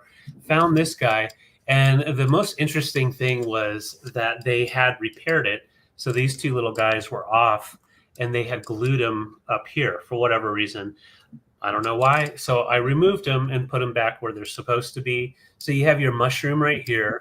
You have your tree. You have your moving bird, as well as the mushroom design down here. This is from the 70s, obviously. And we do have its back component, which says West Germany. And you just slide that up and that'll close it up. But I just wanted to show you the clockwork in here is nice and clean, dusted out and oiled. And it works great. It's a beautiful piece. And what I love the best is this little plastic lady.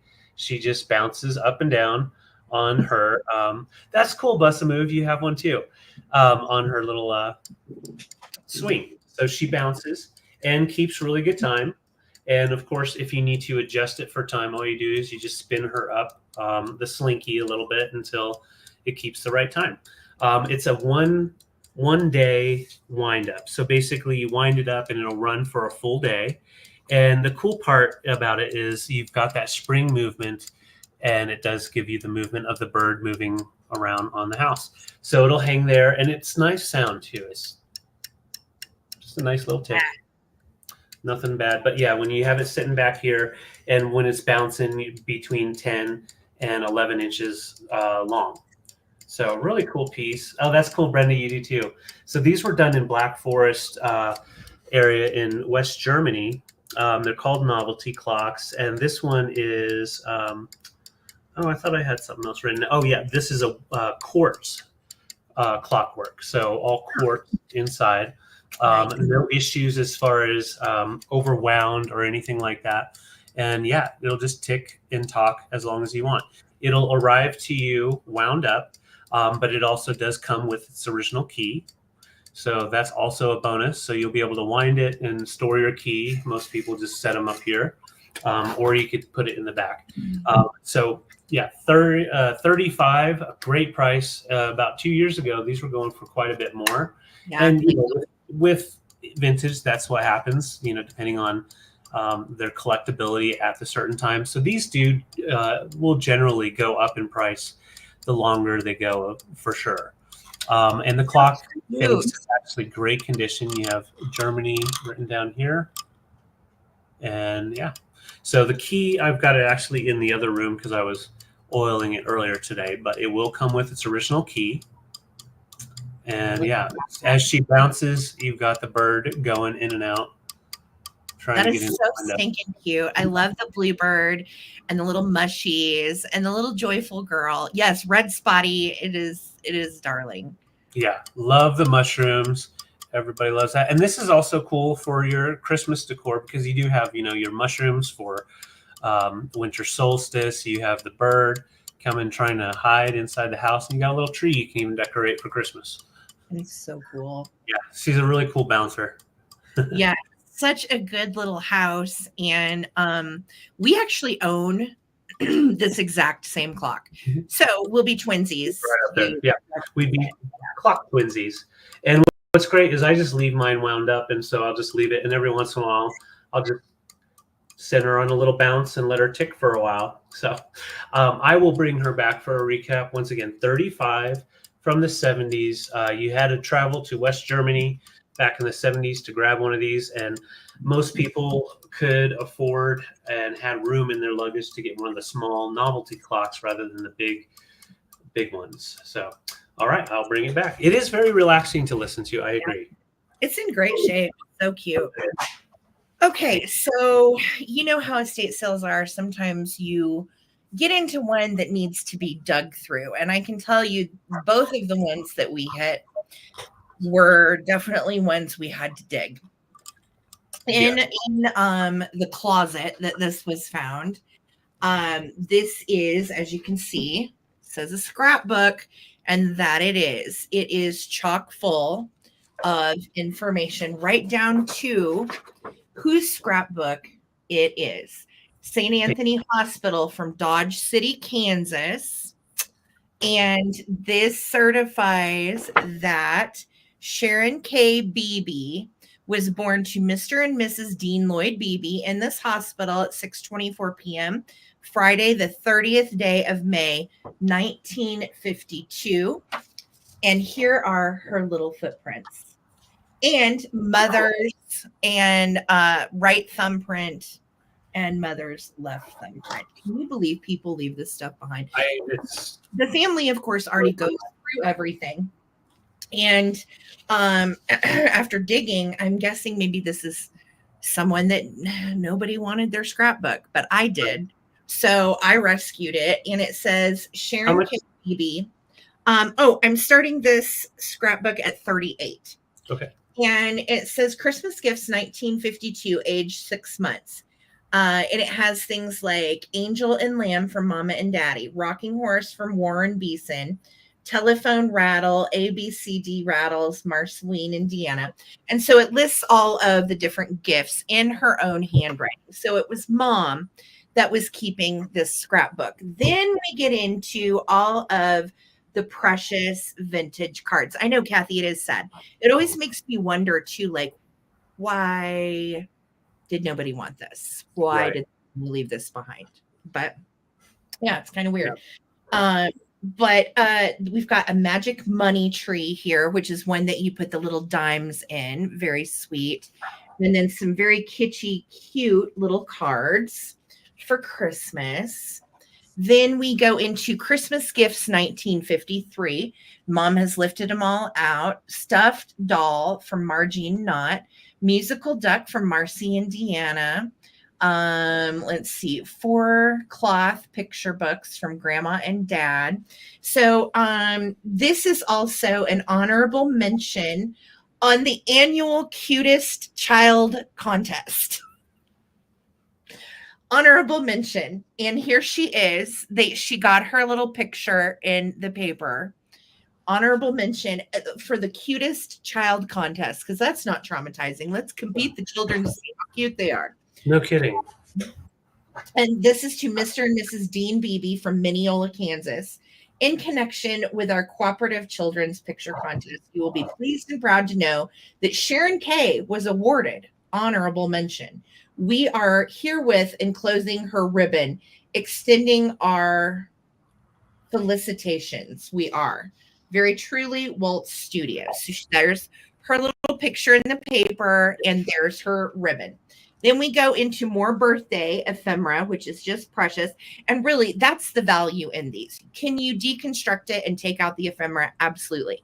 I prefer to sell these all together as they are, and I hope that you decide to keep it all together. But if you're also purchasing for these cute little cards, I certainly understand that as well. Yeah. So this talks about birthday gifts age 2. And so mom was really intent on keeping the thank you note list for the birthday gifts. Then we have Christmas 1954. Mom also lists off all the gifts. We have more third year birthday cards, which are just darling. They're all in here, kind of like pasted in, and you can open them up and see the cute insides. Then we go on to another third birthday card. More notes from mom, birthday gift list 1955, age 3. Then we go to Christmas 1955 and Christmas gifts that we got. Pink pajamas, a pancake set, 2 cookies, a box of candy canes, a big red wagon from mama and daddy, 2 pairs of pants from great grandma, because you know she was practical like that, walking doll, puzzles, and string. So, and then look, here's Valentine's Day. Again, precious and filled with all of these darling cards. And then she also kept all of birthday 1956's cards in the envelopes. There's like 4 cute. Look at this. Okay, that's awesome. And then this one has like a little ducky with a plastic 4. And then look at this one. God, this is so cute. I love the illustrations on these. They're just so sweet. Yeah. All of these go back in this envelope. And I love it when people have kept these all together for so many years. So sweet. And the paper is yellowed and it's doing its thing. Then we have some of our Bible study stuff, our Living Bible, and then a color that was this was colored in Bible school. We have Christ in the temple, and then we have, look at this. This is in here, and it is my promotion year to year for, I believe it's communion. Yeah, certificate of promotion for church from 1956. Isn't this neat? Yes, she was promoted. And then we've got some little drawings, and we have the nursery workbook from her age 4, and it's all in here as well.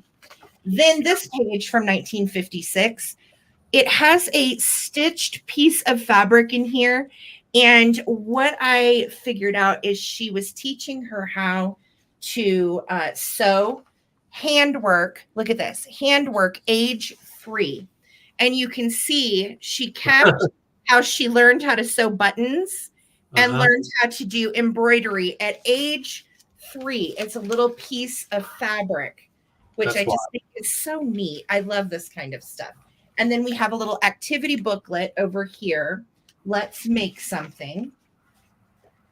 And then we have more Valentine's Day, 1957, back here. Super sweet. Look at this one.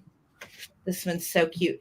To Sharon from Grandma. Be mine, Bonnie. Be my Bonnie Valentine. So the whole scrapbook is probably 2/3 of the way filled.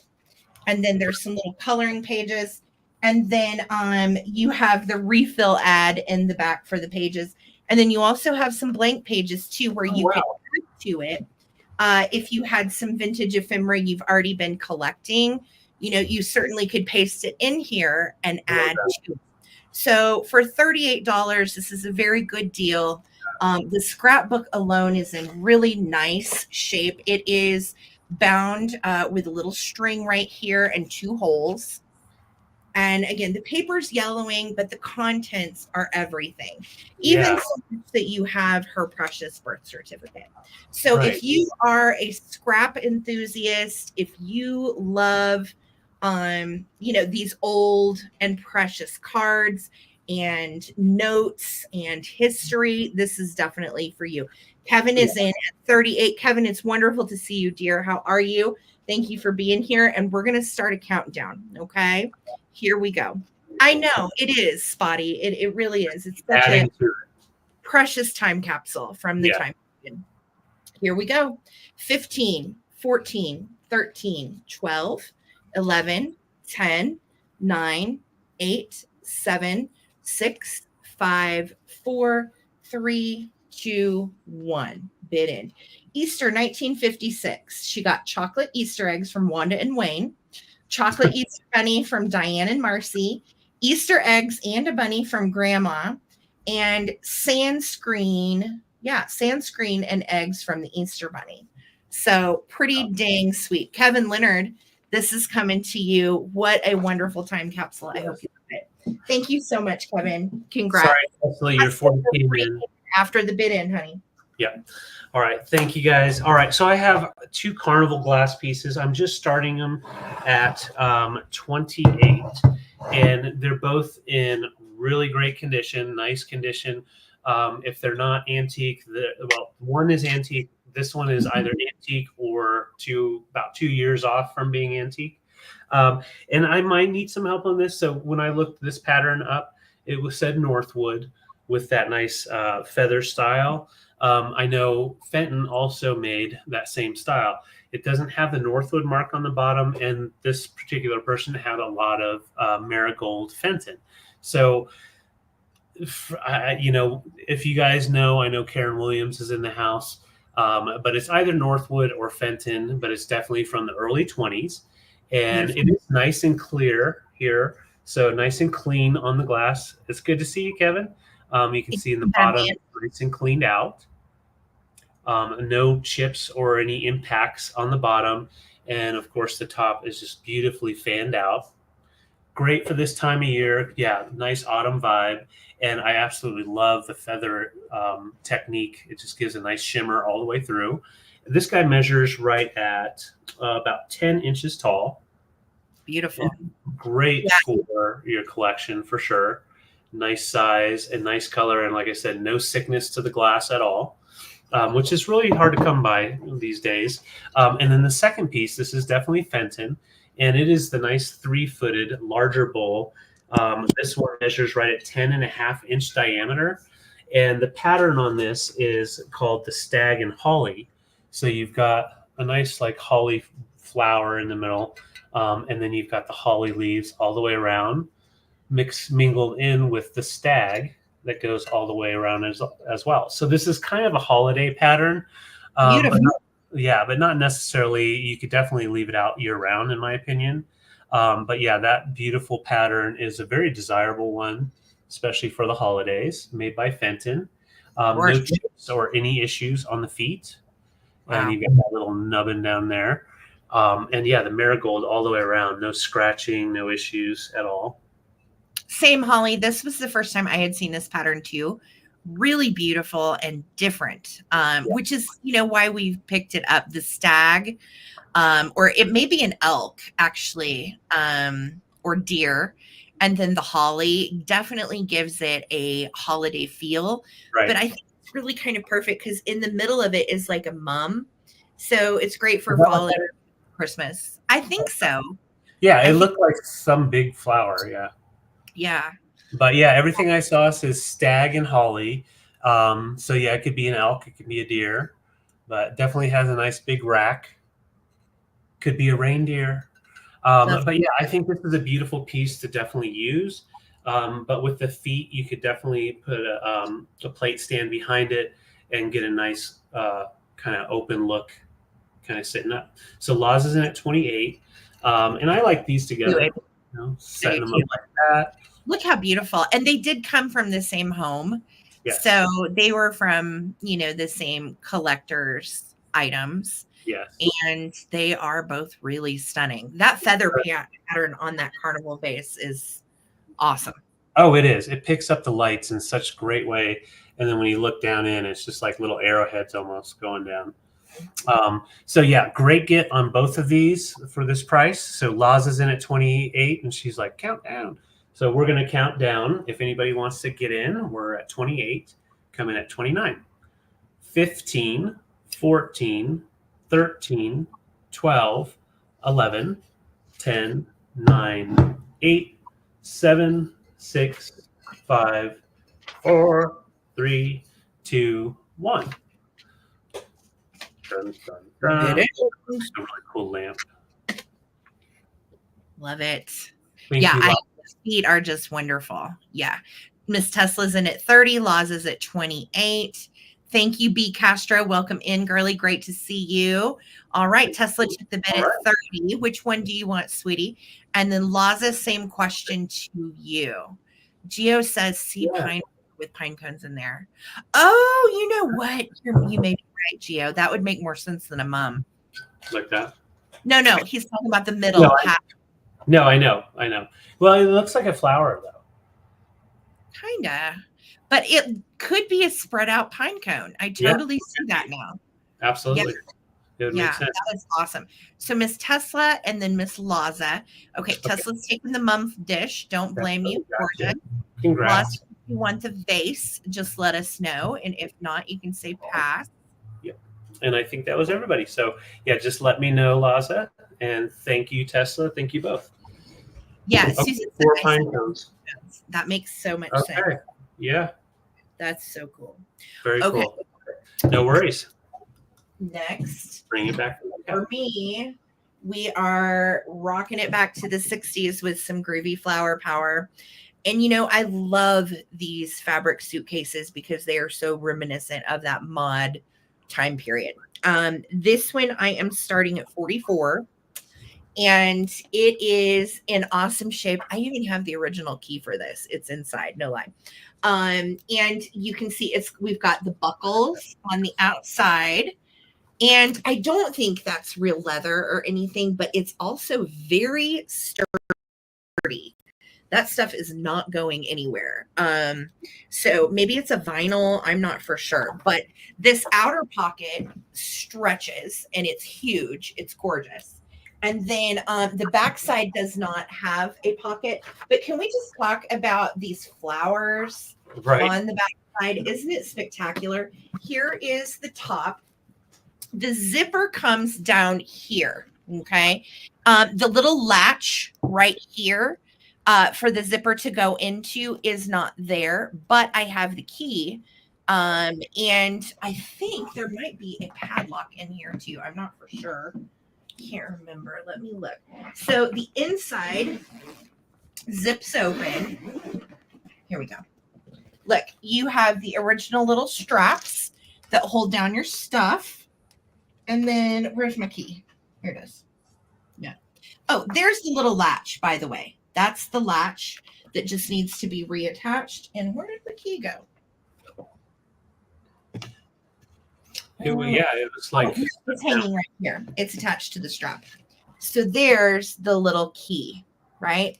And it is made in Japan. There's the sticker right there that says made in Japan. The only brand I could find on this is called Bantam Travelwear. Again, from the 60s, and just such a darling piece. The zipper is great. And there are there's just the one. So on regular bags, sometimes you'll have two. This one just has the one, and it comes down and zips all the way. So it's usable. You can't necessarily lock it because there is no padlock. And this is the original piece that went on right here. But again, you don't really need to lock it. And if you fly through like TSA, they won't let you lock your stuff. You unlock them. Yeah, they make you unlock them anyway. We've been there, done that. So let me show you this little pocket too. These latches also are all there. Oof. Sorry, it's kind of clunky to do on camera because it's so big. But this is such a great suitcase.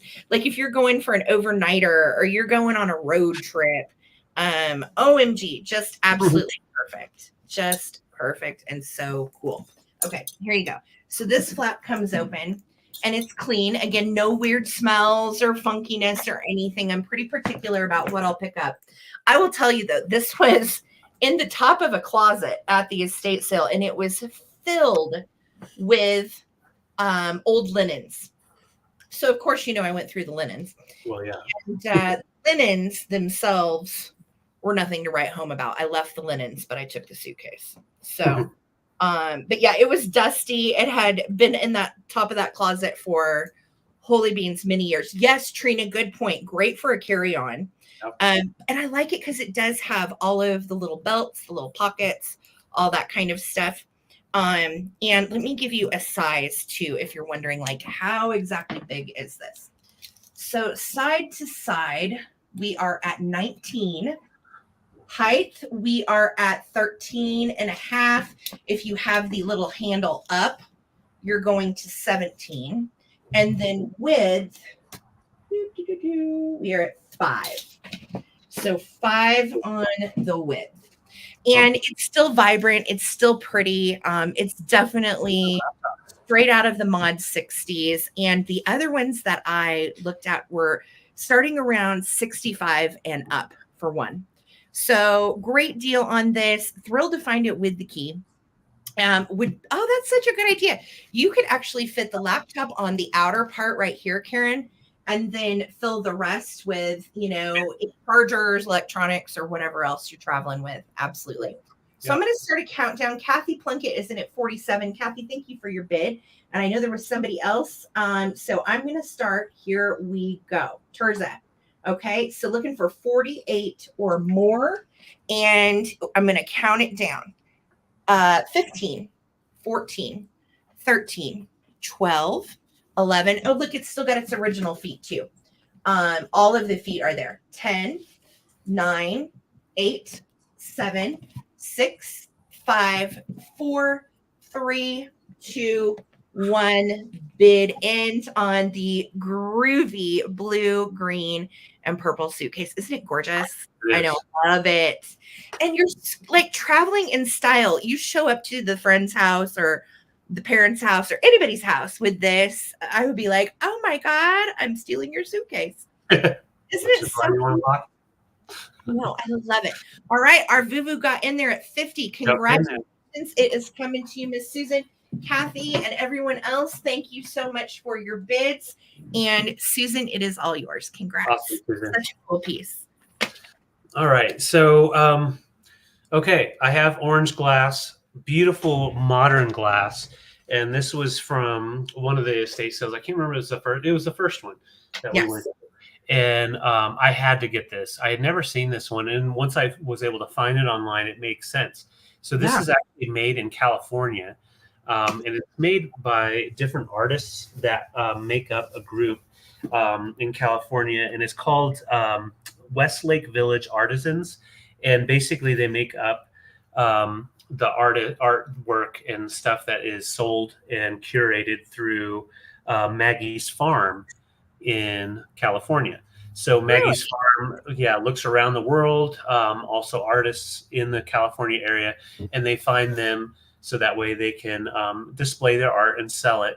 And they only pick certain things that they like. And so Maggie's Farm is basically a curator of all things beautiful and interesting. So I absolutely love the sculpt on this. So it's a cased glass, and you have the orange obviously going all the way through, which is just fantastic, rich, as well as on the top part. And then you've got the window, which I thought this was really cool because with the window, you could definitely put it in front of something and it almost magnifies it a little bit. So like, depending on how you want to display things, you could definitely get kind of clever with it. And you've got a nice smooth base here. So it's not China glass. It's nice glass made by an artisan for Maggie's Farm. It measures, isn't it awesome? It's 10 inches tall. And it's got the little pouty arms, on the hips right here. And I think it's just beautiful. With the sun coming through is just amazing. Light it up for Halloween with stuff behind it. So that's your first choice. Thank you, Karen Chase. I thought of you when we grabbed this. And then my next piece was at that same estate sale. They had some modern pieces they got from California. Now, I couldn't for sure say that this is from Maggie's Farm, but if I had to put money on it, I would guess it probably was because they had only a few modern glass pieces. and I think they, collected things when they traveled, of course. Yeah. This is like a mixture on the ribbons. It's kind of like a little bit of a glitter and then a red into like a bright orange. And it's Yeah. kind of picking up on the screen the way it kind of pops those different colors. I think this would be beautiful with, some metal pieces kind of coming out with something glass at the end, just something different, And it's a nice thick case glass. Almost reminds me of Polish glass. And it could be Polish glass because Maggie's Farm did source from other countries as well. So you've got that thick case glass with the ribbing inside. And I think just would go so nicely with your Halloween as well as your Christmas. That's So if you get it in close and kind of show the closer you can get it, you'll see in the glass. It is beautiful. It's like 3 different shades of orange kind of all into each stripe. Yeah. It's hard to, unless you can really get in close on it. There you go. Isn't it gorgeous? Oh, look at that. Yeah. Yes. Let me show them together so you can just see just the way the colors are just a slightly different as far as the orange. And these are heavy glass pieces. So they are nice, sturdy. There you go. So you have the rich, deep orange or the like orange green orange. Yeah. So those are the choices. I'm going to go ahead and just hold them and count them down. Thank you, Red Spotty and Karen Chase. Look up Maggie's Farm and you will drool. Yeah, I will say, look up Maggie's Farm if you want to be inspired with different vintage antiques as well as modern pieces. Very cool stuff. Much better than like Wayfair and that kind of crap. So, no offense, Wayfair. Red Spotty's in. Let's count them down. See, you can see me through. There we go. This guy is 9 inches tall, and this one is 10 inches tall. Nice. All right, here we go. All right, let's count them down. 15, 14, 13, 12, 11, 10, 9, 8, 7, 6, 5, 4, 3, 2, 1. Gorgeous. Looking for a bid in, or 36. Just what I mean. Hilarious. Karen, you were 37. Was not expecting that. And then there is our bid in. So Red Spotty, don't run off yet. Karen, let me know if you want the orange piece or the orange piece. The one with stripes or the ones that's solid. Teardrop. Teardrop. I'm gonna cry. Oh, that's so sweet. Karen's like, Karen. First. You're sweet, Karen. Spotty. Let us know, Spotty. That is so sweet of you, Karen. So Spotty picks, and then Karen will go from there. You guys are so good to each other. Thank you for the kindness. It really, this chat has restored my faith in humanity, I swear. Okay, Red Spotty, got you for the teardrop. Nice. And then, Karen, do you want those yummy stripes? Just let us know. All right. Just let me know, Karen, and I will write it all down. Thank you, guys. I know, Karen. Everybody's so sweet. Okay. So I have another quilt, and that is my next item. David, I'm starting this one also at 75, and I will tell you, this one is old as the hills as well. Oh, Karen, that's so sweet. Okay. So Spotty Karen is gifting this one to you. So Karen, I will send you the invoice for both, and this one will get shipped off to you, Amy. Thank you, guys. That is so precious. That is just precious. You guys are so good to each other. Thank you. That's so nice, Karen. Thank you. Thank you, KP. I do too. I was feeling a little new fall background. Okay, so this one is an early log cabin quilt, and dating anywhere from like the 20s through the 40s. We're talking like World War I era and maybe before. It's all made with feed sacks. It's 84 by 70. And this is a very famous log cabin pattern. Now, this one, I'm going to tell you, it needs a soak or a bath, straight up. I did not do it. And every once in a while, I will wash an Afghan or a quilt on my own. But I really wanted to leave this up to the buyer because some people love kind of that yellowed, dingy patina with the primitive look. Other people want it, soaked and clean. So I'm going to leave that up to the buyer. That being said, it has a few little areas that are yellow, and you can see on the back it's all in this pattern, but again, a little dingy. It needs a good soak. Yes, I would soak this in a little bit of OxyClean. Never, never, never, never, never use bleach on these old feed sack materials ever. But it is so sweet. It's got green. You can see this green edging goes all the way around that little green and yellow calico. And then it's got pretty much every color in it. It is darling. And all of these are very old materials. I'm going to try to get you up as close as I can. There is one little area, and I put a Post-it on it. Please be there. Hold on. There's one little area where one of the squares is coming unsewed. What's the size again? Kathy's asking. Size on this one is bigger. It's 84 by 70. 84 by 70. And oh my God, look at this. This is one of my favorite little patterns. Where did it go? Look at the little critters, the little bears and little dogs and deer. Yeah.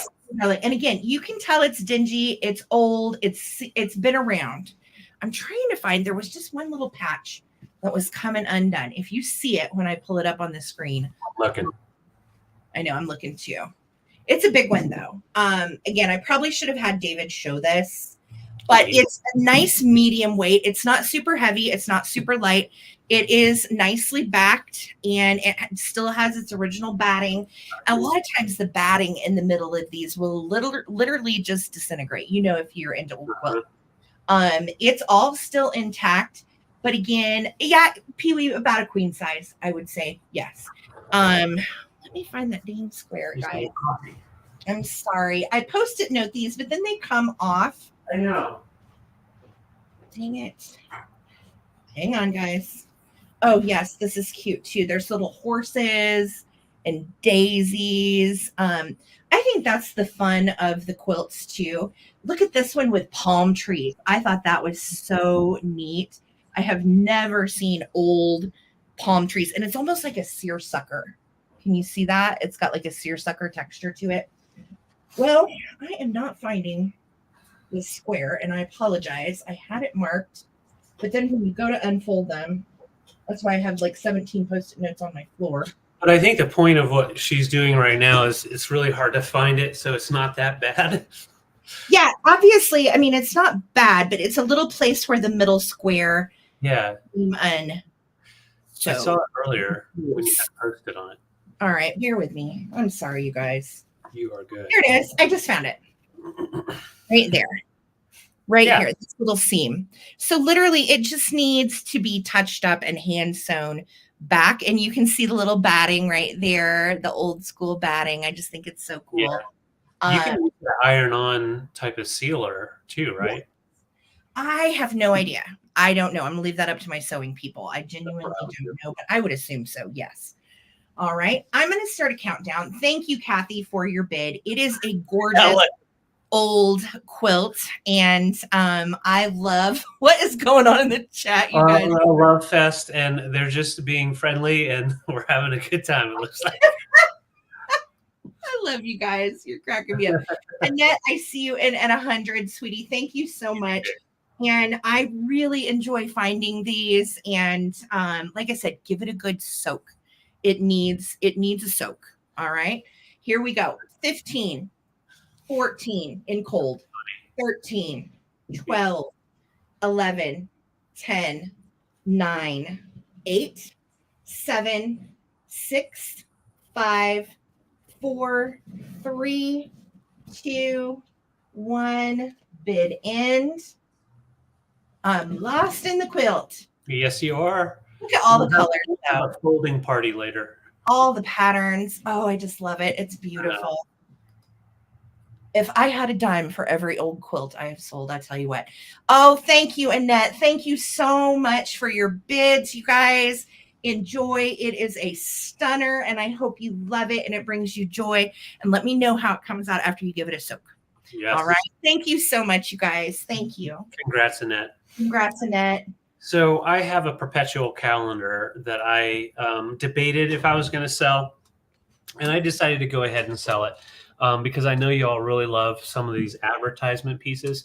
This is a little bit more on the rare side. This is the first time I've gotten my hot little hands on one of these. Sarah found it for me at the estate sale. So it's a perpetual calendar that you have like the paper that comes across here and then movement down here that changes the month. So it's a hammered metal piece, and on the back, it actually has the marking, the patent. So I believe 21 to 28 is the patent on there. So wow. 21 to 28. That when I picked it up, David, that's so cool. I didn't even notice that earlier. But it is hammered metal, so it's hand done with that nice hammering. It's from the early 1920s. And so when you pop it open, well, I'll first show you. So to spin the perpetual months, you spin it right down here at the bottom. And that is a little sharp down here. So when you spin it, be careful. And then you're on November. And then you just go down in here and switch to the next month. Now for the paper calendar, so you pop it open by that. Oh. This piece comes out, and this is where they would put the paper in, and then it rolls. With the rolling, though, I just want to be careful. Oh my gosh, that is so crazy, David. I did not know how that worked. Well, and I was going to do it with the actual movement, but the paper was stuck, so I just wanted to roll it this way to be safe. So you can go to the next month. Oops, went too far, like so. Oh my gosh, this is rad. But I found this and I was like, David, do you want this? And he was like, yes. But I didn't know exactly like how it worked. That is so cool. Right. It is really cool. And the way the calendar is held in is by that little metal piece. But the best part about it is the address that it actually is for. It is the business is M. Rauschenberg Co. and it's Silk Ribbons. And they were originally on 171 Madison Avenue, New York City, New York. I Googled that address earlier today, and that address is still there, obviously. And that's a busy area in New York City. There's a 7-Eleven and a couple of lawyers' offices in that structure where this company used to be. So on these pieces, anytime you can get something that has New York or LA, different real iconic cities for advertisement pieces, those are the ones that really retain value and actually get more value during resale. So they value anywhere from 60 to 100. The ones that I found online were all Texas, which that's a great state. But this one's New York City, New York. I think it's an excellent addition to a collection with, your New York souvenirs, that kind of thing. So this piece here, no bends, no rust, just it's regular patina that's on here. And these were just wonderful pieces that were created with like high quality metal for the different business. That is so cool. Yeah. So to change the day, so it's just changing the month. So you pull this over for the month up here, and then down here there is now for the page you just slide it over like so. But I personally would say just keep it on its paper because you don't want to tear it.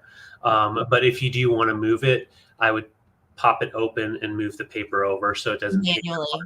Yeah. So yeah, it's a beautiful weathered look with that hammering, and that's hand hammered. So a lot of detail. Pam, thank you so much. Does the brass bar on the 8 change? No, that's what holds it into its place. That's its little slot holder. Yeah. All right. So Pam, thank you so much. Beautiful Northeast antique perpetual calendar. So Awesome. from New York City. Here we go. 15, and the size on it is 5 by 5.5. So cool. It sits just nicely. So Yeah. 15, Me too, 14, baby. Yeah. 13, yeah. 11, 10, 12, 11, 10, 9. Is it December yet? 8, 7, 6, 5, 4, 3, 2, 1. Looking for our bid end. Thank you, KP. I agree, KP. Yeah. Love finding these pieces that just kind of tell you kind of like how businesses operated back in the day. Well, and I feel like this was just probably an advertising piece, maybe that they, gave to good customers or something like that who bought Right. ribbon. So Ribbon. All right. Well, congrats, Pam. This is a beautiful get. Thank you so much. cool. Thank you, Pam. Enjoy. I'm thrilled about that piece. Yay. Yes. Oh golly gee willikers. Where am I going from here? Okay. I know. Okay, we're gonna do some mid-century dishes. And this pattern is so good. So good. It's so mid-century. And for those of you that enjoy the aqua and the pink mid-century look, this is definitely for you. And I decided to sell this in 2 different lots because there are several different pieces that go together and then some that don't. Okay. So I'm starting the lot of what I'm about to show you at $25 for choice, and there are 2 choices. Okay. So this first lot is going to give you a berry bowl. And can we just talk about how absolutely fantastic this mid-century little pattern is? So it's aqua and pink, and you've got those groovy snowflake flowers. This pattern is called Ever Yours, and it's made by Taylor Smith Taylor, otherwise known as Taylor Stone. It's called a lot as well. My dishes are a different pattern. The ones we eat off of every day are a different pattern of this same brand, but same era. And this is called the Windermere pattern.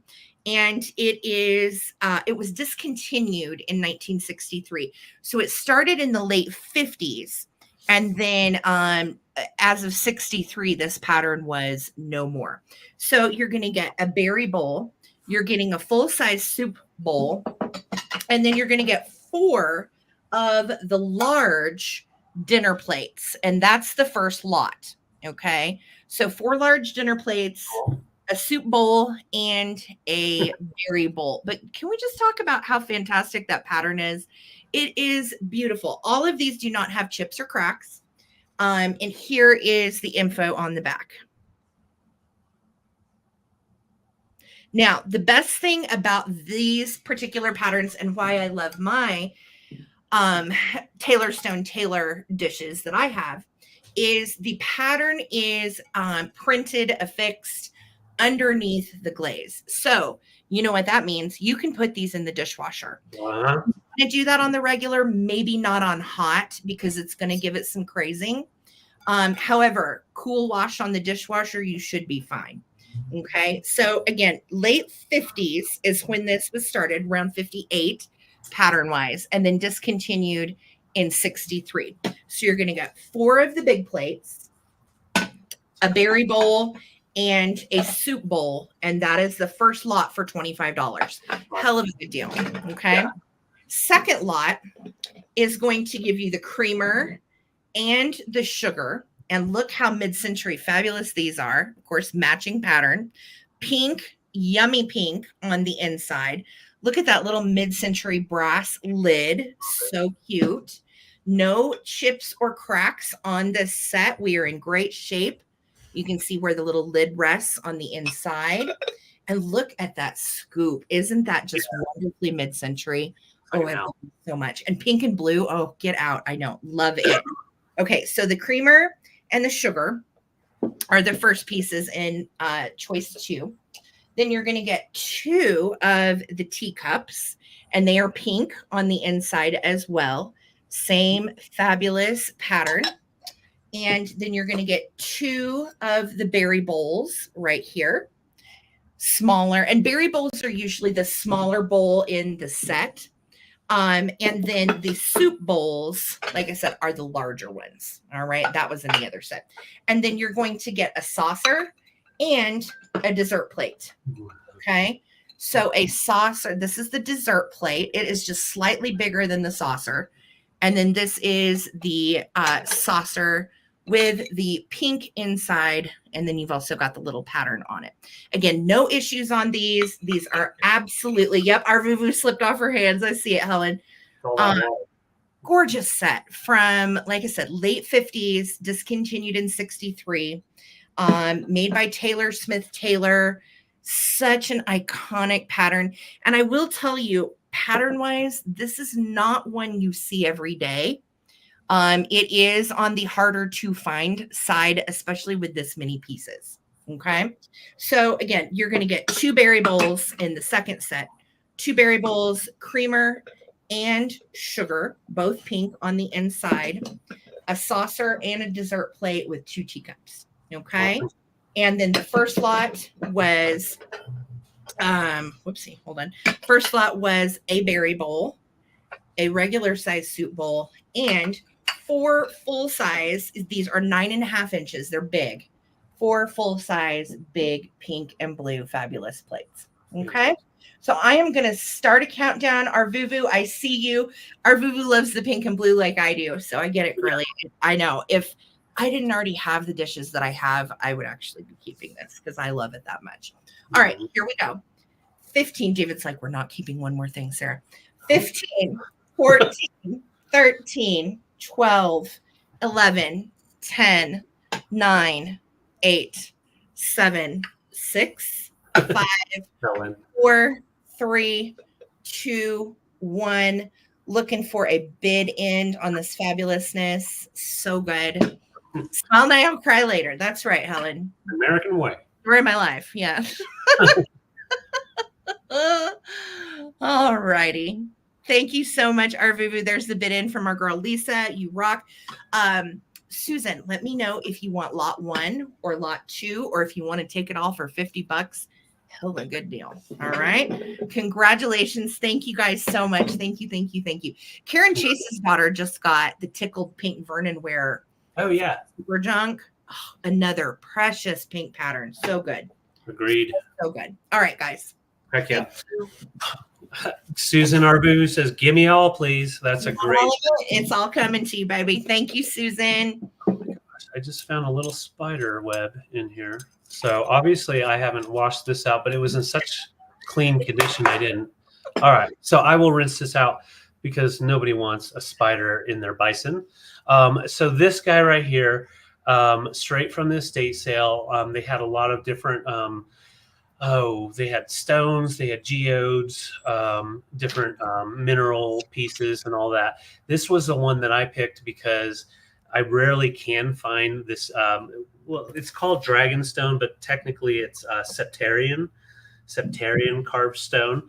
And these pieces right here are considered like high-end, I wouldn't say tourist pieces, but basically like a tourist shop, a high-end gift shop in different places like Utah, Montana, and places like that. They have different animals. This one is not signed by a maker, so I couldn't narrow it down to where it came from for sure. But most of the pieces that were carved in the different animals with the double-sided crystals that you can see were done in Utah by a specific artist. And he did all the different animals that were, basically from that area. Septarian. Igneous or sedimentary? I'm going to go with igneous, but I'm not for sure. Yeah, I don't know for sure either.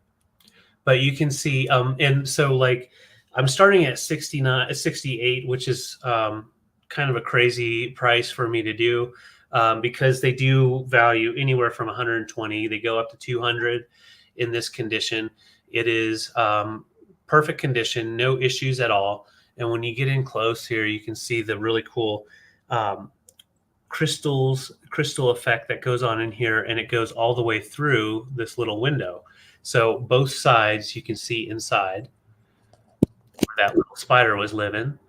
But yeah, it looks like a dragon egg is cracking and the bison is coming out of it. It's just really beautiful. Thank you, Sarah. Yep, I looked it up. Thank It is Septarian. Yeah. It says that Septarian is formed through a geological process called concretion, and mineral-rich fluids fill spaces between sedimentary particles. And a lot of times it's tricolored like it is because it's made up of multiple minerals, including calcinite and argonite. So I thought that was interesting. Yes. And it has the open pockets when broken open of those yellow crystals. So Correct. this was polished and carved basically to showcase those Septarian open pockets, which is Yes. amazing. Yeah. Yeah. And so every single one is different, obviously. And yeah, you've got the opening here on this side as well as on this side. This would definitely be the display side for me. But yeah, if you have that person that's hard to buy for, that likes Western stuff, likes anything earthy, it's just a beautiful get, especially at this price. Yeah, up in the different shops where these are sold, 100, 200, some of them are above that, this size. And this size is about 4 inches long. And yeah, it's just gorgeous. It really is. And I'm just going to show a little more of that stone. I love the style of the stone. Almost looks like it's hand painted, but it's not. God, it is a stunning piece. And literally, David's not wrong. This is like kind of between a third and half of what they go for, depending. And on the size too, this is a pretty chunky piece. It's quite a little valuable booger. And what's so funny is we picked it up because we thought it was beautiful. Really, that was it. We just thought it was beautiful. Little did we know how valuable it was, truly. No, and usually when you find anything with this kind of stone, it's behind cased glass, all that kind of stuff, because they are very sought after, very valuable. So $68. And you can have a little bison coming home to you, giving you good luck. And I think someone popped in here and said, yeah, also known as dragonstone. Yes, correct. Protects against negativity. Okay, Donna said protects against negativity. And that's what's neat is all different stones and elements. They all have different meanings and different protections, which I think is pretty cool. All right. Well, I am not seeing any interest, so I will put the little bison, little big boy, away and bring him back for the recap. Think about like Yellowstone, some of that Kevin Costner stuff. This guy would definitely, I guarantee you Kevin Costner has at least one of these. Okay. But thank you guys. I will bring him back for the recap. Awesome. All right. So let's see. I've got figurines. I've got banks. I've got jewelry. I've got books. Let's go with a little bit of jewelry. Okay. And all of this is seasonal, which I just think is super fun. I got into a little treasure trove of some fun seasonal jewelry this week. So I'm just going to start these at $10 for choice. Okay. And first choice are these groovy earrings. Look how cute these are. They're from the 80s and they are enamel. They're metal. And they are painted and the little spiders turn, which is super fun. If you don't like the webs, I think you can take the spiders out and do them by themselves. Hold on. Yes, you can. So look, here's the spider. Here's the web. Put the spider through the web if you want to wear them like that, or you can just wear the spiders. Isn't that fun? Right. And then they move around as you wear them. So you can make the web go any which kind of way, which I just think is super cool. And they have the great little supportive backs on them. Okay. So 80s spider web earrings, super groovy for Halloween. That's choice one. Okay. Awesome. Choice number two is a beautiful Kenneth Cole brooch. And it has little enameled pumpkins, kind of a pretty iridescent paint on it, some little oak leaves, and then some little brass wheat shocks on the back. Very fall. Wear this right on into Thanksgiving. And you can see the KC that is right there. It is signed KC on the back for Kenneth Cole. Just a beautiful little pin, nice long pin on it too. That works great. All right. So that one is going to be choice number 2. Choice number 3 is something that is not vintage. It's just cool. And I know we have some Disney people. This is the Haunted Mansion. And it is a little souvenir Disney pin, as you can tell. There's its numbers on the back for those of you that are collectors. And it is so fun. It's pretty good size too. It's about the size of the lens of my glasses. So really sweet. And who doesn't love the Haunted Mansion at Disney, especially around Halloween time? Right. So cute. So that is going to be choice number 3. Okay. Choice number 4 is awesome. Wear it year round. This is a large black enamel flower pin. It is 3 inches wide and it is an awesome shape, really pretty. It's got that yummy big middle, and again, so nice to wear as a statement piece. You could also put a little chain around it, wear it as a necklace. Just beautiful. So the black enamel pin is going to be choice 4. Choice 5 is made by Russ, and these would have been traditionally sold at the Hallmark store like in the 80s. And they are little troll pumpkin earrings. Aren't they darling? Look how cute these are. Little green troll earrings. Absolutely precious. They do say Russ on the bottom. Where did it go? No, it's on the back. There it is. Russ right there. And I love their green hair. I just think they're so cute. The little Russ pumpkin troll earrings are going to be choice number 5. And then my last one is also a Hallmark pin. And it is a little mouse and an acorn from the Hallmark store in 1985. So 1985 mouse and acorn. I know, and it's so cute. And it says Hallmark 85 right here on the back. Yeah, totally remind me of Super Junk too. Yeah. I know. I actually thrifted all of these last week. I was so excited. I was like, oh my gosh, look at all the cute fall stuff. So again, choice number 1 is going to be the little removable spider earrings. The spiders come out of the webs if you want them to, or they can stay in. So choice 1, choice 2, Kenneth Cole, choice 3, Haunted Mansion. Super fun. Choice 4, large black flower. Choice 5 is the Trolls by Russ. They are earrings. Choice 6, 1985 Hallmark mouse. So cute right through Thanksgiving. I'm starting a countdown. Here we go. We're at 14 with Susan Lee, looking for 15. And this is for your choice of brooch or earrings. Okay. 15, 14, 13, 12, 11, 10, 9, 8, 7, 6, 5, 4, 3, 2, 1. Bid end. Super cute. Those are great choices. And if you just want to say like trolls, spiders, haunted mansion, flower, pumpkin, something like that, that's just descriptive. Either way, that is great. Zona, I see your 20 snuck in there right before the bid end. Thank you, Lisa. So Zona is going to get first choice at 20. Then Terza, it's second choice at 16. And then Susan Lee at 14. And I think, and Laza is in there at 11. Okay, yes. And no boobies were shown, Karen said. That's right. Nope, no boobies. Well, they were talking about Kevin Costner, so everybody's wanting to show their bobs to Kevin Costner. Hell, but Karen Williams wants to see his bob. So. Oh, snap. Yeah, my mom used to love Kevin Costner. Zona got the Trolls. Terza's in at 16. Okay, Zona for Trolls. Terza, do we want spider webs, big flower, haunted mansion, Kenneth Cole pumpkins, or Hallmark mouse? Okay. And then And then after Terza, we're going to Susan Lee. So Susan, let us know. And then after Susan, I think it was, what was it, Laza? No, that was everybody, I believe. No, Laza was up there.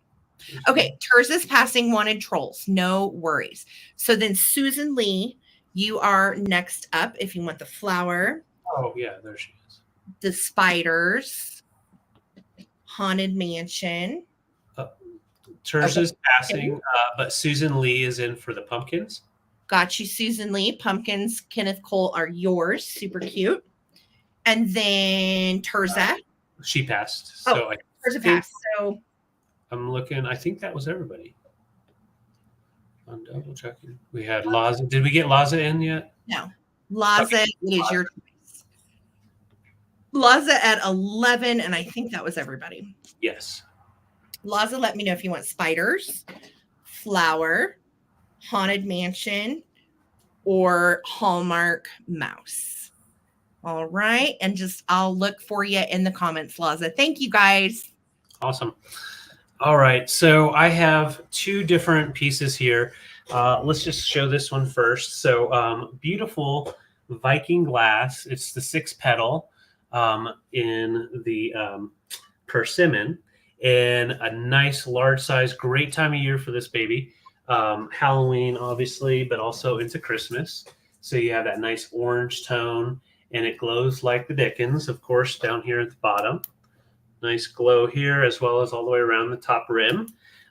Yes, a beautiful piece. And it measures right at 10 inches diameter and then 5 inches tall. So huge piece. Yeah, beautiful colors. Viking was in West Virginia and brought some of those amazing mid-mod colors and designs. And I have actually this one here. And I have a blue one, the blue Neek as well. And I wanted to bring that in just to show it to you, because if you are interested in it for Christmas time, put your silver balls in there and it looks really neat. Yeah, Karen, I'm sure you have this one. But yeah, very beautiful piece, and just 22. About a year and a half, these were going for about $60 to $80. So this is your chance to get it while they are going for a little bit less. They will definitely go back up next season, just because they were oversaturated for a couple of years. But we got this from the estate sale, and this blue one we had from an estate sale about a month ago, and we've been enjoying it on our coffee table by the front window. Except Lamb Chop now has learned, if she, when we drive home, she hears a car and she gets up next to that table and knocks things over. So this was almost on the floor. And I thought I'd go ahead and bring it to show you if anybody is looking for the blue Neek piece. And yeah, Jolly Ranchers, totally. They look like that. You put candy in them and it just looks beautiful. But I wasn't able to get out our Christmas, but just wanted to show. Put in your silver mercury balls or beads. Looks beautiful in your Christmas display if you do like that blue Christmas. And then, yeah, Lamb Chop's figuring it all out. As soon as she's going to open up the doors. And then, of course, with this, if you get your little pumpkins, put your little pumpkins in there. We've got this little guy. Oh, that's funny. He's like indifferent orange. Yeah, he's indifferent orange. But yeah, you could definitely use him for multiple things. And yeah, they're just a nice, hefty bowl with that real thick glass that you can see through. And then the petals are the thick, juicy pieces that come up, as well as the petals at the bottom. Oh, it's so gorgeous. Aren't they beautiful? It glows like the Dickens, too. Oh, it does. They're into glowing. If you're the glowers, we got it glowing for sure. And yeah, really nice piece, excellent price, no damage at all. And like I said, the orange, the persimmon is beautiful for Halloween, year round, of course, but Halloween is a great time. And the blue, I absolutely love it for anything Christmas, as well as like if you have a bunch of pins, jewelry you want to put in them, they display nicely that way as well. No, you're not, Carrie. You can, but okay. So Risa, I see you in at 22. Like I said, this is kind of like a buy one get one free as far as the price on these. Really good price. And Yeah. Once again, yeah, the blue is great for Hanukkah and for your silver, as well as the persimmon's great for all the others. So, and they're about the same size. So let's count down. Risa's in. The blue one is sitting on my front coffee table. Did you tell him Lammy almost knocks it over all the time? Yeah. I told him that's basically why I'm like, if you guys want a blue one. If you want the blue one, it is actually, we have it sitting in our family room on one of the coffee tables by the window, but Lammy likes to get on that coffee table and bark. So yes, it is a choice. It is choice. Sarah, this is the one from the coffee table I was telling them. So okay. Yeah. No, I know. That's why I'm like, that's our blue one. I know. Yeah, that's the blue one. All right. And yes, Karen, it is choice. You said you were going to sell my blue one, but okay. Well, the top was trying to break it. So Risa's in at 22. Thank you so much. We'll start our countdown. 15, 14, 13, 12, 11, 10, 9, 8, 7, 6, 5, 4, 3, 2, 1. Looking for 23. Or a bit in. Or a nice bit in from Lisa. Do you guys remember, like, in the height of live sales during the pandemic, these were going for like over $100? Yeah, it was crazy. Yeah. Well, thank you, Amy. There's our bid in. So George, I think I know which one, but just let me know if you want blue or orange, just because it's easier than persimmon. And then Risa will be right after that. Thank you. Detroit Tigers colored, yeah, and Denver Broncos right here too. Yep. For the Super Bowl if they ever get back in. Okay, George, I got you for the persimmon. Congrats. Beautiful get. And then Risa, let me know if you are interested in the Blue Neek Viking. If not, just put in pass. Thank you guys so much. Awesome. Yeah, I remember. Yeah, it was crazy times. All right, I have a fun bundle. And this was from our estate sale from Thursday. Yes. And I thought it was so sweet. And so I'm starting this bundle at $22. And yes, this is a homemade paper mache jack-o'-lantern trick-or-treat bucket. And I had not seen one of these for many, many years. And it is primitive. It is fantastic. It has this little weird kind of like ribbon handle, which you could certainly redo. Look, they did it with brads. Look at this. Oh. Little brads go on the inside. So you certainly could replace its little ribbon handle, but I will leave that up to the buyer. It is great for trick-or-treating, but also how cute is this in like a primitive Halloween display? It's all cardboard. And what's neat is the house that this came from, everything was really 60s and 70s. So I feel like it was made in that time period. The inside is clean. And there was one little mark. Oh, yeah, there's a little mark back here, but it's in pencil. So with a pencil eraser, you could probably get that off. I just haven't tried. Okay. So you're going to get the little pumpkin bucket. And with it in the bundle is a 1973 Jack and Jill. This is the October edition, of course. Baba Yaga and the Alexandrite ring. We've had Baba Yaga conversations here in our chat. Jack and Jill, and we've got the little witchy with the little kitty riding her broom, and then lots of really cute. You've got Baba Yaga and the Alexandrite ring story. And then look at the illustrations. These are so cool. I just love all of like the spooky Halloween-y stuff. We've got a story called Mr. Big Eyes about a little owl. You can make your own blinky owl project there. Let's see here. We've got, oh, look how cute this is. Halloween party treats. And then on this page, it says, well, hello there. It's that shivery time of year again. And I don't mean cold shivery. I mean shivery, shivery. It's that time when the wind howls and the trees whisper, and even the bravest soul jumps clear out of his sneakers if someone says boo.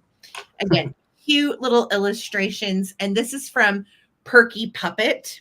So, yeah, your ghostwriting pal, Perky Puppet. And then there's a little like decoder code on the bottom. Oh, that's fun. Yeah, that kind of fun stuff. Our readers write in. I always love reading those, what the 10-year-olds say. Joshua Jeremy Brown and the hole in his shoe. Again, this is geared to probably 3rd through like maybe 6th grade, somewhere in there, the spooky shack. So again, for scrapbooking or whatever you want to do with it, again, just with display, I'm putting these together. I thought they were so cute. This came from the same estate sale. So I see Rosie Clover is in at 22, and I know I love this kind of stuff. And again, great for a Halloween display. Can't believe it's October 13th. Here we go. I know. We're going to start a countdown. It's all coming together. 15, 14, 13, 12, 11, 10, 9, 8, 7, 6, 5, 4, 3, 2, 1. Bid and paper mache. And you know how they made these, right? So they would take a balloon, fill up the balloon, and then you would take the paper mache strips over the balloon and you would cover it. Sometimes they had string involved, sometimes they didn't. And then you would let it dry and then you would cut off the top, and that's how you would make your bucket. These were made by balloons in paper mache. Kimmy, 25. This is all coming to you in a bundle. Congratulations. Laza, your 26, sweetheart, came in right after the bid end. So thank you, Kimmy. Thank you, Laza, for your bids, and congratulations. Congrats. Yeah, I might have to do some crafting over the winter and make me some Halloween buckets for next year. Well, we'll have to get some balloons. Yeah, let's do some crafting. All right. So as we were talking about glass, I've got some cobalt blue glass coming. They really love their cobalt blue, and I am totally down with that. Like, it's just such vibrant colors. So these are choice at 24. These are extremely large paperweights, and they are 3-inch diameter. And I do believe they're Czech glass. They could be Swedish, but most likely Czech. Nice smooth bottoms, no signatures. And so this first one here is a nice solid cobalt. And then you've got kind of like disorganized Bullicante and different sizes. So they were kind of going for just a mixture of sizes. I'll get in there. You can see that really large one there. Almost looks like spaceships flying in the sky. And the clarity on it, there we go. That shows the juicy clarity on the glass. When it's sitting there, just like, that's when you're going to really get that dark cobalt blue. But then once you get it in the light, it just kind of lightens up almost to a blue neek. But yeah, put it on a light base that spins. That would be beautiful with your atomic stuff. So that's the first one. This one here is just intense. Let me clean off a little spot. I thought I cleaned them really well, but real quick, I'm just going to acknowledge that is so sweet. Spotty is actually going to buy the jack-o'-lantern and the little booklet for Kimmy. So thank you, Spotty. That is so sweet. I love how you guys are just so kind to each other and always paying it forward. So I've got you, Spotty, and Kimmy, you just got a sweet gift from Spotty. So congratulations. Woo-hoo. That's awesome. Okay, so this one here, you've got the amazing clarity on that clear glass, and then nice strategic placements of those air bubbles trapped in there. And then you have the cased blue, cobalt blue in the middle. So you've got 3 different processes basically that happen. You have the big clear that surrounds the trapped bubbles, and then, right at the end, they put in the cobalt blue. All right, so that is 24 as well. So let me just show them together. Really nice, beautiful pieces. This one's just slightly bigger than that one, but they're about 3-inch diameter and look really nice on the desk. Great in your glass collection, sitting in front of some of your taller pieces. Yes, we do have Kimmy's info. Yes, I got you, Kimmy. You're fine, babe. I've got your address, and Spotty is taking care of your bill. That's so sweet. And what I like about that is, if you want to get crazy with some of your older cobalt blue pieces and kind of stage it to where you have all the different blue, there's a lot you can do with it. This sale had a ton a ton of cobalt blue glass. So Yeah, many pretty pieces. It was hard to choose. Yeah. it really was. And yeah, these pieces are just beautiful, no impacts at all, great condition. And like I said, the clarity on both of them is just outstanding. That Bullicante clear over that little controlled blue bubble. It's just Uh-huh. spectacular. Isn't These it? are, yeah. Yeah. All right. So I'm not seeing any interest, and that's okay. We got the blue glass coming. So 24 for choice, if any interest, but we'll bring it back for the recap. Okay. Fantastic. Yeah, Tiffany got some blue ashtrays. That's right. Yes, you did. So good, Tiffany, for a deal as well. Uh-huh. That was a good estate sale. All right. So I'm going to do choice on these. And these are little handbags, which I picked up again at this estate sale. So cool. And I am starting these, David, at $15 for choice. And these, again, make great gifts. And they are straight out of the 60s and 70s. So the first one up for grabs is this little white one. And look at all of the beading.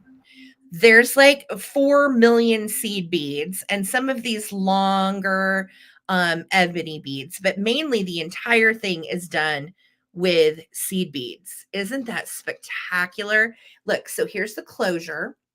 It opens up and it's nice and clean on the inside. You have a little pocket right there. And it also has this darling little drop. So you can put this inside the purse if you don't like it, or you can leave it out. And the back side has one little area right there where this string has started to come undone. So I would, if you are a sewing person, I would literally just tack that down and you're good to go because it doesn't affect anything with the purse. But again, you don't want it to come undone and then come unglued or something. So I would just tack it down with a couple little stitches with some white thread. But I couldn't leave it behind. I just thought it was beautifully done. It was a nice shape and I was pretty smitten with it. So that's going to be choice number one, this beautiful little white seed bead bag.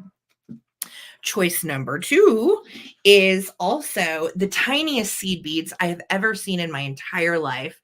This one is a gold clutch. I think this one is probably the oldest of the three. Based on the insides, I feel like this one is 40s or 50s, where the other ones are more like 60s, 70s. And it has kind of like a pinkish inside, and it had this little tiny mirror that was inside it that was just floating around down in there. It has a nice functional zipper. As I say that, and I can't zip it. No, nice functional zipper. And then look closely. Do you see all the 4 million little seed beads on this one? Oh my stars. They are the tiniest little beads I have ever seen. And they're all in this yummy kind of puckered pillow pattern. It reminds me of those puckered quilts. Gorgeous, just absolutely gorgeous. This one is a smidge bigger. Let me give you size. This one is 10.5 long by 7.5 tall. And of course, the width is like less than an inch because it's just a clutch. But such a beautiful gold one. I thought this would also be pretty for Christmas or even for Thanksgiving if you have to dress up to go to family. Beautiful little clutch. So that is going to be choice number two. And then choice number three, thank you, Susan Arvuvu. I got these for a really good price, which is how I'm able to bring them for such a good price as well. This is the third choice, and I love it because you have that triangle up there. It almost reminds me of a little Prada bag. And again, seed beads out the wazoo. You also have some of the elongated like bamboo style seed beads, and then the teeny tiny ones. You have this gorgeous gold filigree up at the top. You have a little drop chain as well that is gold. And this one has that same kind of pressure closure, great shape, clean little pockets, no issues on the inside. And it has the same beaded pattern all over the back as well. So I just thought these were great. They were nice. They were pretty. And I wanted to bring them to you for choice, especially for Halloween. If you've got to have like an upscale little dinner date. This would be beautiful. Nice, a black bag. You can't go wrong with black. Gold, of course, very versatile, goes with literally everything. Such a gorgeous little handbag. Or our beautiful little white one with that yummy rosette pattern and the little leaves and everything as well. So this is going to be for choice. Yeah, date purse. I know the only time I have a gorgeous one, mine is from Saks Fifth Avenue, and it's some bougie brand. I can't remember. And it's black and silver. And anytime David and I go out for our anniversary, literally that's the only time I ever use it because I'm not fancy. I don't go out to fancy things, but a lot of people do. So I love them. I think they're beautiful. This is a heck of good price at 15. We are looking for 16. So I'm going to start a countdown if anybody else wants to get in. Here we go. Those are great.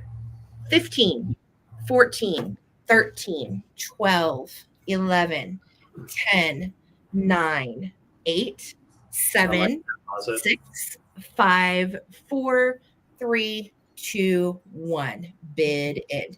That's a good idea. Laza said you can hang them on the little racks that are normally like for coffee cups or coats. Make yourself a little handbag display. Just so sweet. Yes, I love that. Okay, so Phil is everyday purses too. It makes me feel, Holly, you totally are such the cutie. You can pull that off. I totally see you doing that, Holly. Totally. Holly is just a little fancy, adorable, classy girl. All right. I see the first person at 17 is Phil. Congratulations, Phil. Second person that came in is Risa, and then Tesla. All right. So 3 people came in at 17. Phil has first choice. Phil's going to take black. Don't blame you. It's a classy one. And then Risa, let me know if you want this gorgeous gold. I love the gold one's probably my favorite. It's just weird and different. And the tiny beads are amazing. So Risa, let me know if you want the white one or if you would like the gold. And then same question to Tesla. Aren't these so cute? They are. And great prices. Yeah. Great for the holidays too, because this is kind of an ivory. It's not like a pure white. So it would be beautiful with like a white cable knit sweater and some cute dressy pants. Like I said, I don't dress up that much, guys. So Karen says, I wear a tiara and pearls. So go ahead and carry your fancy bag. That's right, Karen. Box line, fancy bag, tiara. Let's do that. All right. So Risa said she's going to take white. You've got it, sweetheart. And then Tesla, do you want a little gold one? Okay, Tesla is passing. Was there anybody else in the lineup? No, that was everybody. Okay. If anybody wants the gold one, it is so good. All right. Thank you, guys. Thank you. Thank you. So more cobalt blue glass. This time we're going a little bit older. So I don't have for sure dates, but from what I could tell, this apothecary is from the 30s, 40s. So this is the first in the choices. And I'll just put this back so you can see the true cobalt blue color. Really nice piece. It measures right at 6.5 inches tall.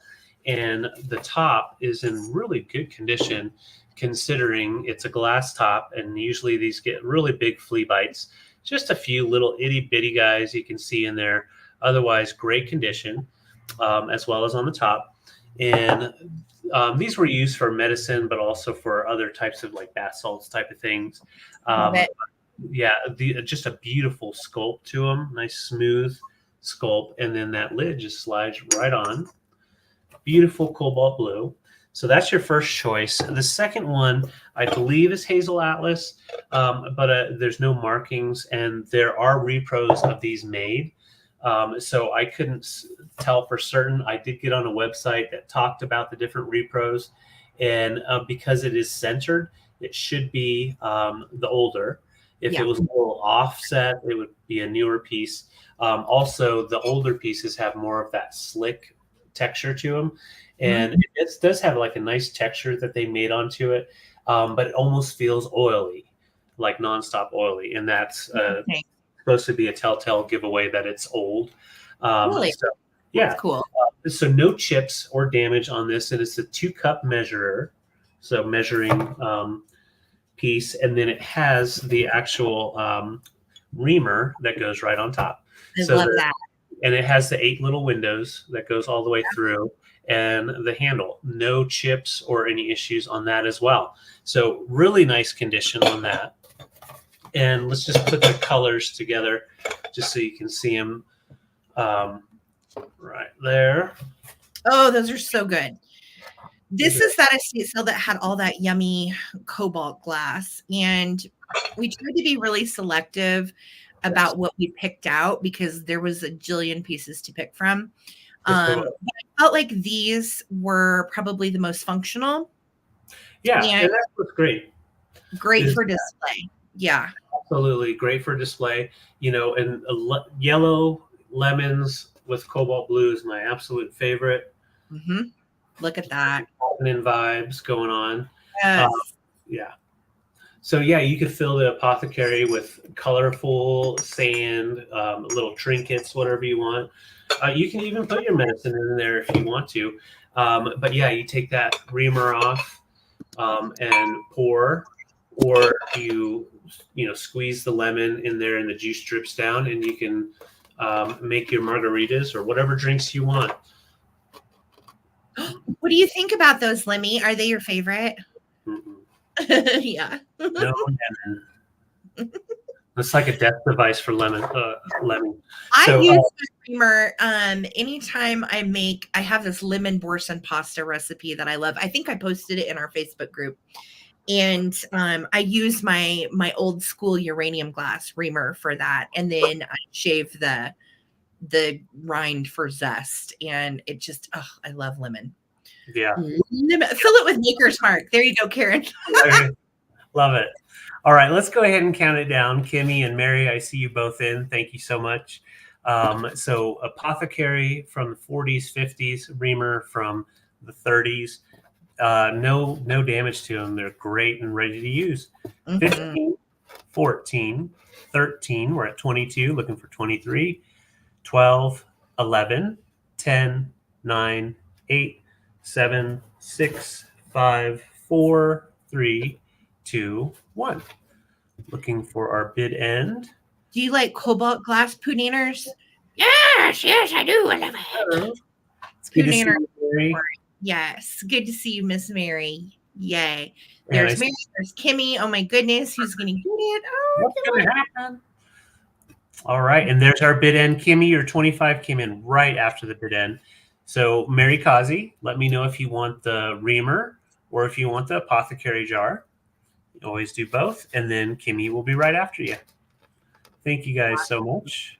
Thank you guys. Congratulations. Such gorgeous glass.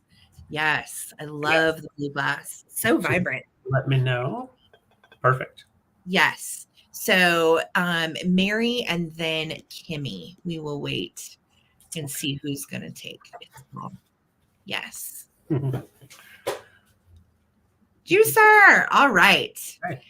And then Kimmy, let us know if you would like the little apothecary bottle. And I think, David, yep, that was everybody. That was everybody. So I'll just watch for you, Kimmy. Thank you so much, Mary. Fantastic. All right. I have some books. And then, David, I think I'm going to combine my next round. Okay. Yes. Yes, I am. Okay. So, anytime we hit the estate sales or the thrift, I'm looking for books. These came out of an estate sale. So the first one, I'm starting these, by the way, at $10. There's 3 to choose from. The first one is a Frank Lloyd Wright book. And this really delves into the blueprints and the architecture itself, where, some other Frank Lloyd Wright books will, and there he is, such a great old black and white. Isn't that fantastic? And I want to say that picture was taken in the 30s. I think it says somewhere.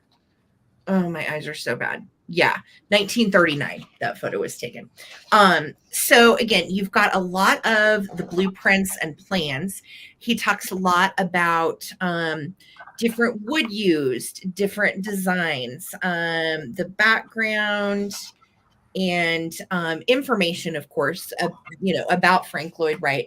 But then it really goes into a lot of his structures, and it also tells who they were built for, the years that they were built. And it's quite a great synopsis. And I thought, anytime I find the Frank Lloyd Wright books or anything associated, I try to pick it up because I know we have a lot of collectors. He is so famous. And it also talks about his work in the Guggenheim as well. Oh, wow. So it goes into quite a bit of depth, lots of great color photos, blueprints, plans, and as you can tell, lots of reading and information. So Frank Lloyd Wright book. This one is from 1994.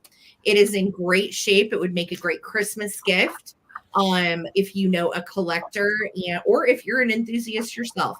$10. Frank Lloyd Wright book is choice one.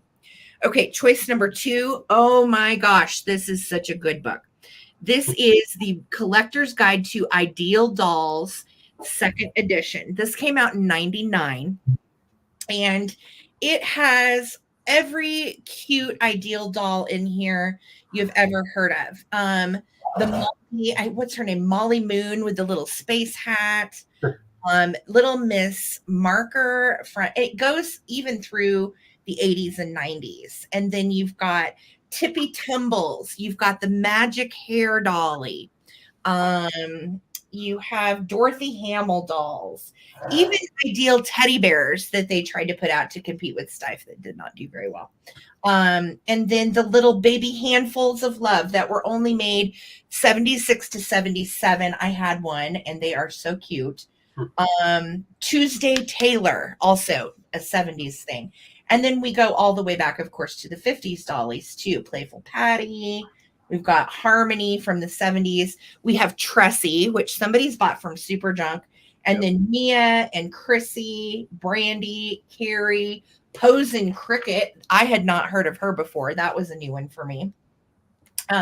Velvet, Chrissy's cousin. We have a beauty bar and all of the Chrissy doll stuff. And then a belly button baby. Oh my God, there are so many dolls that I have sold before. All of the flatsies, if you are a flatsy person, it goes into the history of flatsies, fashion flatsies that were made later on, Flatsyville, Little Lost Baby, Posy doll, Diana Ross doll. Wow. What's the space? Wow. There's so much. Thumbelina. And then comic heroines too, Batgirl and all of that. Ideal made a ton of dolls over the years. Like once I looked through this, I could not believe all of the dolls. I have sold one that looks like little Eddie Munster before, and those were called mini monsters. Frankie, Vampy, Dracky, and what is that? Wolfie. Again, the space doll that Greta has is in here. Here she is. This doll. I love this doll. 1965. And her name is Honey Moon. How funny is that? And most of them you'll find on eBay don't have their plastic helmet. So if you find one with the plastic helmet, OMG. And you can see here's Honey Moon with Abe Kent, the vice president of the company. So apparently Honey Moon was a hot little commodity. Anyway, we go all the way back into, of course, then our dolls from the 50s. Then we've got Mary Hartline from the 40s. Oh, my stars. All the ideal dolls that were put out between 40 and 50, which are a lot of the ones that I have sold in the past. Usually the 50s and 60s ones are the ones I tie into. Mortimer Snurd from 1938, no lie, Mortimer Snurd. We had little Flexi, that was his name, and he had flexible arms. We had, oh my God, 1930s Shirley Temple dollies. Anyway, I could go on and on with the doll book. There is a ton in here, super fun to pour over. So that's the next one. And then this third one, OMG, I almost didn't want to sell this because I really need to read it, but I'm going to go ahead and let it go. This one is Care and Repair of Antiques and collectibles. And I thought, well, I wonder, what exactly this entails. So it has advice on where to buy antiques and what to look for. It has tips from practicing restorers and conservators, mounting and displaying collections to advantages, recommendations for storing and using antiques safely, and specially commissioned photographs that illustrate the range and diversity of antiques that can be restored by non-professionals. So this goes into everything from how to clean celluloid, how to identify celluloid, how to wash vintage linens, what to soak them in, i.e. what we sold earlier, dry cleaning methods, making minor repairs, displaying textiles. It also gives you an idea of what you maybe don't want to repair and paint over because it lowers the value. So I think that's all very valuable information. Repainting repaired ceramics, how to basically mix and test the color, apply paint, feather edges, rub down, recreating missing patterns, applying the clear varnish, using an airbrush. And then we have everything from how to string jewelry that has been off the strings, how to clean iron and steel, dealing with corrosion, cleaning silverware, gold and silver jewelry, best ways to clean old pieces, repairing damaged books, cleaning books, relining badly damaged prints and art, cleaning pictures. So anyway, this is a wealth of information, and I really need to pour over it before someone gets it, because it has so much great advice on antiques, collectibles, materials used, how to clean them, what not to do, what to do, and so on. So I'm going to start a countdown, guys. I'm sorry I took so long on the books, but I think books are so valuable when it comes to what we do, because a lot of the information about vintage and antiques is not online. And some of these older books can really give us insight on cleaning, design, and of course, collecting. So I'm going to start a countdown, friends. Here we go. 15. I see all of your bids. Thank you, guys. 14, 13, 12, 11, 10, 9, 8, 7, 6, 5, 4, 3, 2, 1. Bid end. Over 450 full color illustrations and photographs, caters to all levels of experience, from cleaning jewelry to repainting damaged porcelain, includes helpful hints on mounting pictures, wall hangings, displaying collections, and so on. And storage that it doesn't tend to deteriorate, ephemera, and those things as well. Isabel D took the bid at 28. Thank you so much. Kathy, your 29 came in right after the bid end, sweetie. So we're going to Isabel D first. Then we're going to Kathy, has second choice. And then it looks like Tesla, and then Debbie. Okay. And you can take one, you can take all three, totally up to you. So Isabel, let me know if you want the Karen Repair, the Ideal Dolls, or the Frank Lloyd Wright. So thank you guys for all the bids. Oh, that's sweet. And that Holly is good reminder. Anytime you hit the emojis in the chat box, every little bit helps. So throw those emojis down. All right. So Isabel D, we will Antiques and Frank Lloyd Wright. You've got it, sweetie. Those are yours. Okay. And then Kathy, did you want Ideal Dolls? Just let me know. If Kathy passes, we're going to Tesla, then Debbie, then Geo, then Karen. Okay, in that order. So let me know, gang. Thank you so much for all of your bids and enjoying the books I pick up straight from the estate sales. And boy, are they good ones. Yeah. Thank you. Yep, you know it. I figured, Kathy. I figured you were, really. Thank you so much. Thank you. Some big dolls that she's collected. Okay, so my next find, it's a weird one, but it's for Halloween. So I'm going to show you two different lots that I have. I have two vintage old skeleton keys, and they're going to come with a little glass, and this one glows green with black light, a little glass blue skeleton, head. So that is a blown glass piece, and then it's going to come with your 2 skeleton keys. Makes a fun little setup. So that's the first choice at $20. The second choice, you have the other 2 skeleton keys. These are from estate sale, and it comes with the green blown glass skeleton head. Now Oh, it's coming in cool. a little black, but that's just because it's a real rich green. So that'll hopefully help. There you go. You see the green coming through. So you got that little guy, or the other one is the little blue guy. And that shows how it pops through a little bit. And I thought these were fun just to have, like, if you have glass dish or something that you're decorating, you can put your skeleton keys in there with your skeleton head, or whatnot. Or whatnot. Whatnot. They're fun. Yeah, I like that. Skeleton keys, literally. Yeah. And then you've got your skeleton in green over here. So those are the 2 little choices. And those are glass, right? Yes, little blown glass skeleton heads, and then the old skeleton keys. And they had a whole bunch at this estate sale. So I grabbed the older ones, the ones I knew were definitely old. So yeah, great for your Halloween display. Also fun little stocking stuffers if you know someone that likes this kind of stuff. Show them off a little bit. I'll show the heads to the keys. One right there is like a brass, and the other one's a silver.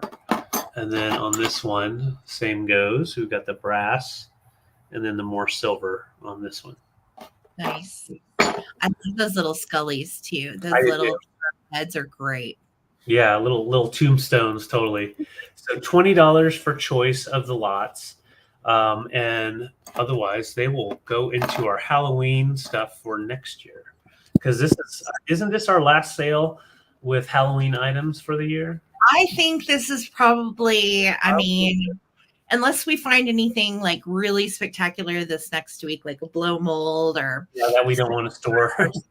Yeah, this is likely the last of the Halloween. Yep. Mm-hmm. Yep. All right. So $20 for either set of blue or the green. Those are cool, babe. That's a fun choice. I like that. Yeah. Skelly keys and so Skelly. I will set this to the side. We are going to be doing a recap soon. And like I said, these will come back for the recap, and then they'll go into a package till next year. All right. Thank you, guys. Cool. Okay. So I am going to, hold on just a second. Let me make sure this is, yes. I'm actually going to combine my next that's fun. items. Okay. Per choice. And we're starting at $18. And I think this is my last round. David, do you have one more round, babe? Yeah. Yep. Number on one of your plates. So $18 for choice. First up for choice is little sweetie. And she is made by Samson Imports in the 1950s. Look at these gorgeous green eyes. Really nice glaze on her. Her applied flower has no chips or cracks, which is kind of important. And look at this gorgeous motion tail.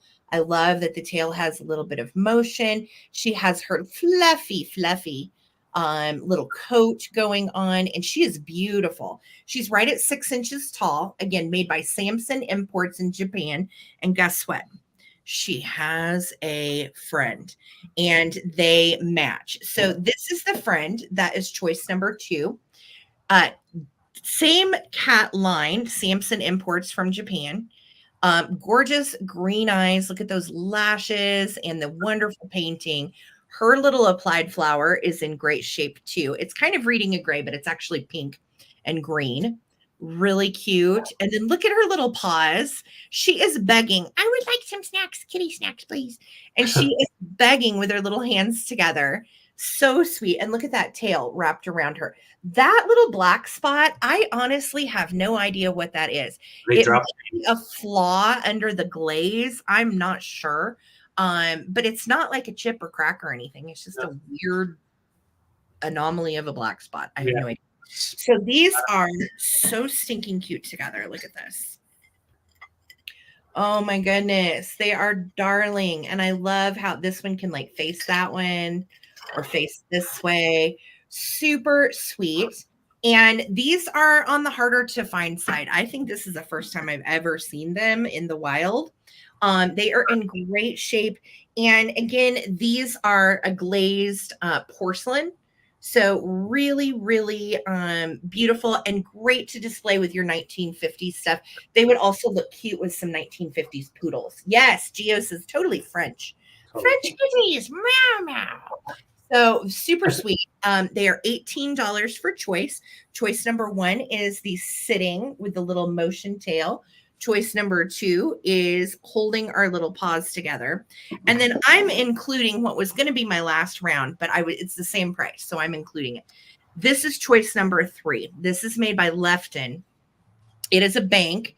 It is number 2243.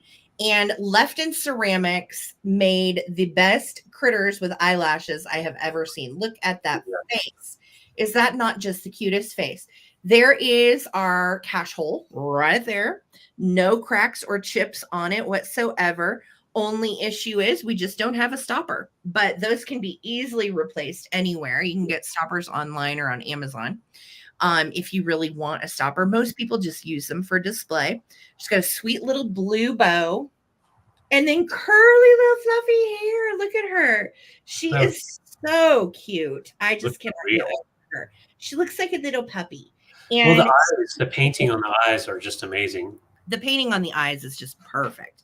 Size-wise, she's just a little bigger. She is 6.5 inches tall and width is 5 inches. So just an absolute doll. Lefton Ceramics from the 50s. Again, estate sales score. This was up on the mantle. And this guy had a matching kitty, but I didn't bring home matching kitty because matching kitty had been broken into like 17 pieces and glued back together. And it was like a Frankenstein kitty. It was a bad deal. So I didn't even look at the dog because I saw the cat and I saw how damaged it was. Like, I'm not going to go all the way over. I know. I was like, yeah, I'm gonna have to leave the cat, unfortunately. But I did get to bring home that little doggy, and he is the sweetest baby. So this is between the doggy or your choice of the Samson import kitties from the 1950s. Again, beautiful eyelashes and eyes, painted green, really nice work. And like I said, these guys you don't see that often.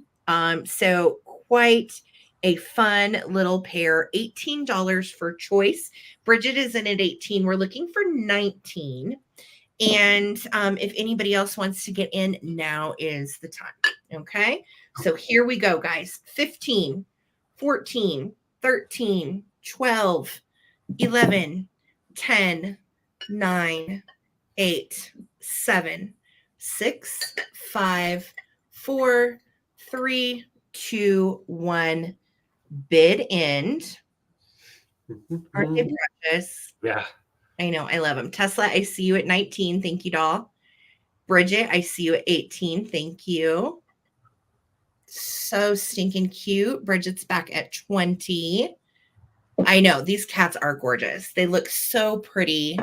1950s style with those little pink roses. Yeah. Bridget, let me know if you would like sitting up kitty, if you would like moving tail kitty, or if you would like Lefton doggy. And then Tesla, same question to you, love.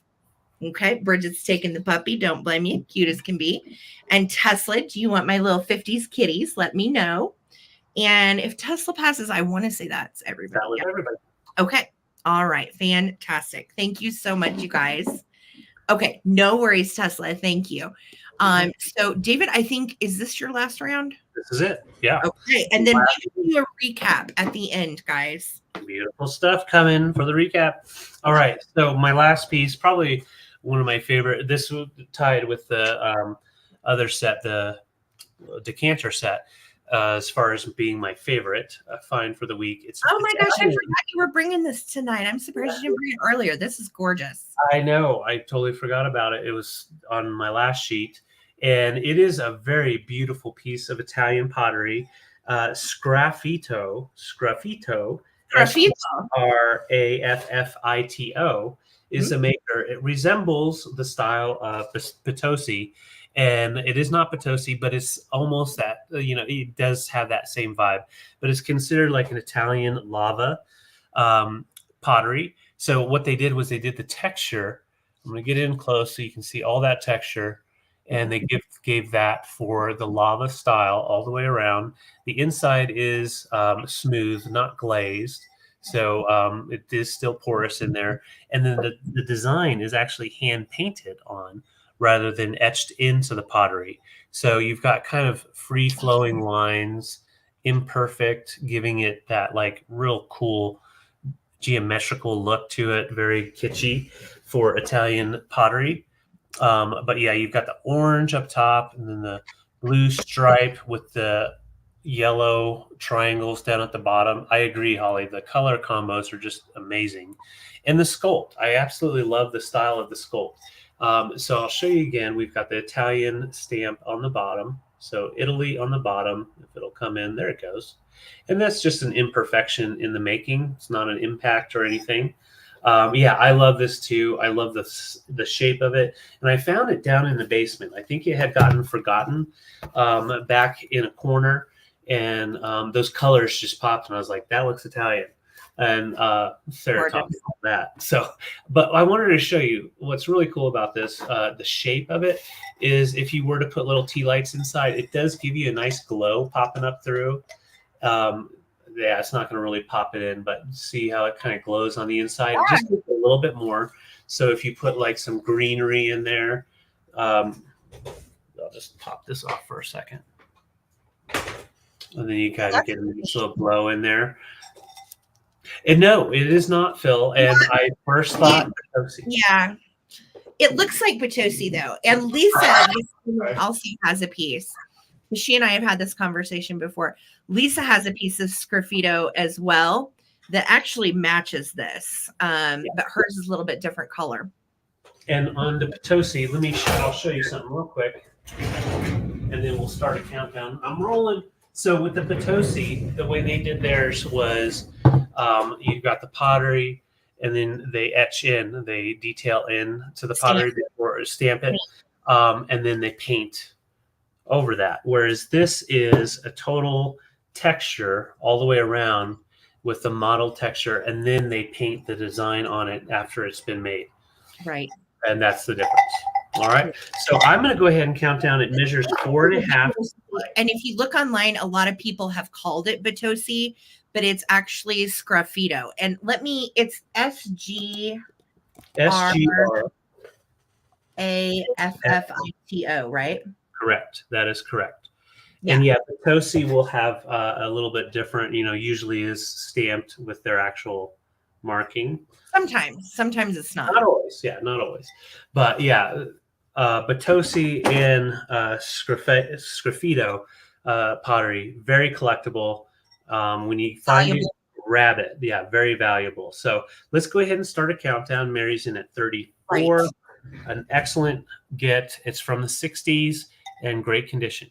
All right, 15, 14, 13, 12, 11, 10, 9, 8, 7, 6, 5, 4, 3, 2, 1.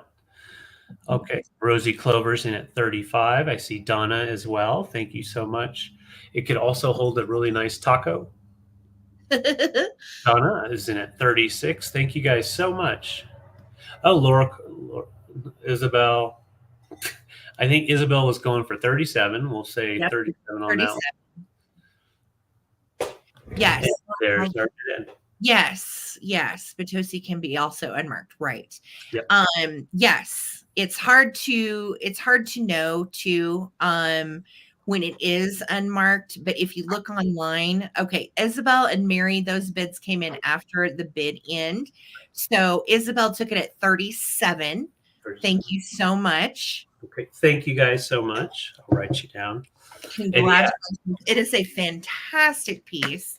And I love it. God, it looks so good with all your mid-century glass, mid-century pottery. And our whole thing too is we just don't want to call it Potosi and it not be Potosi. But yes, Lisa, this reminds me of your piece so much. Yes. Gorgeous. Congrats. I'm going to set this down. All right. I think that was it then. Yeah. Yes. I am ready to go into a recap. So I will start my recap right now. And guys, just remember during the recap, if you wouldn't mind typing in the name of the item and the price of the item. If more than one person is interested in the item, then we will do a quick little 10-second countdown and you guys can do a bid off. Okay. So for $10, I had this gorgeous enamel black pin. Just type in black flower 10 if you are interested. I also had for $10 this haunted mansion collectible Disney pen as well. There's little numbers on it. And I believe this is from Disney World. And it is really, really cute. So that is also $10. Type in haunted mansion, $10, and I'll know exactly what you mean. And then I had these groovy 1980s spider earrings, and the little spiders come out so you can wear them alone or you can wear them with the webs. And they are little pierced earrings. These are also $10 from the 80s. Type in spider earrings 10. Then I had, oh my God, I don't know how this is left. Wait a minute, this isn't left. Is it? No, it's not. My bad. Hold on. Zona. You are good. Okay. Zona got the owl. I had just forgotten to write it down. My bad. Okay. Then I had my Samson import kitties for $18 each, made in Japan in the 1950s. They are in excellent shape, no chips, cracks, or issues. Type in sitting up kitty 18 or type in motion tail kitty 18. And they are green-eyed little beauties straight from mid-century vanity. Wouldn't they look cute on a mid-century vanity? Okay. Trina, I've got you for the silver earrings at 10. Thank you so much. So Trina is taking the spider earrings. Gotcha, girly. And then I had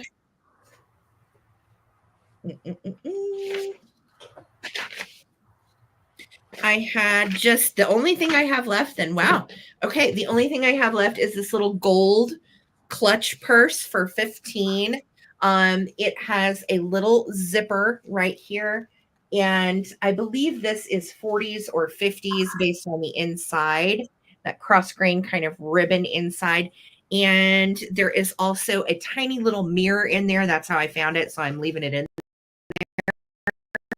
there. So type in and look at the beads. Teeny, teeny, tiny little beaded design. Isn't that gorgeous? Yeah.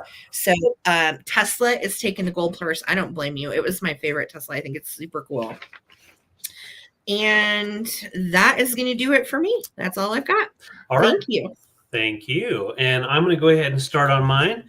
So first off, I've got this beautiful 70s novelty Black Forest clock. This is complete working order with its little bouncing pendulum and key. And just to show you, that's where the key goes, where 6 would be. And that is the original key. So it does work fine. I'll just show you, tighten it up just a little bit. And it bounces just fine. So this keeps great time. $35 is what I was asking. Great deal on that. We've got the mushrooms all the way around. We've got a little itty bitty mushroom there, a little tree, and of course the bird that just ticks with the time. Oh, that is so good. No. What a good price on that too. Yeah. David has sold these for upwards of 70 in the past. So yes. 25 is a great price. That is a great price. So put in 35 clock if interested. All right, I'm going to set him down so he doesn't keep on ticking. And next up, $78, which I'm keeping with that price, even though I should go up higher. We're pretty positive after talking in the discussion, and I looked a little bit more, most likely a Murano piece from the 40s. But I can't nail it down. But it is beautiful glass nonetheless. Bohemian glass. You've got the cherub, a beautiful Art Nouveau style all the way around, and then the hand-painted yellow and blue and pink floral over the gilded gold crest on the front. And that comes with 6 of its matching cordials, which are also in excellent condition. The whole set values between 150 to 300, being that it's Murano. And I am just asking $78. Once again, 6 of the cordials come with it. So $78. The stopper also is perfect with the gold, no chips at all. So a great get at $78. So just put in decanter set 78. I'm going to set it right here, just trying to be careful. And then for 20, I have this beautiful, almost antique, if not antique, Fenton or Northwood. It is not marked, so I couldn't nail it down for sure. Great clean glass, no sickness. Just put in 20 swung vase or pulled vase for that. And that is about 10.5 inches tall. That's such a good deal. It's a great deal for that guy. And then I had these 2 paperweights, both really beautiful cobalt blue, 3-inch diameter. They were $24 each. Just put in solid blue 24 or clear and blue 24. I think so too, Karen. Thank you. So I'm pretty positive Northwood. It's just without the stamp, I was like, I don't know for sure. But yeah, beautiful condition. And those paperweights. And then we've got the Cryptomeria owls. Those are 14 inch. And they've got those beautiful little glass eyes in yellow and black. And this one's about 1.5 inches, and this one's about 2 inches. And so those are 14 each. Just put in owl 14, big owl or small owl.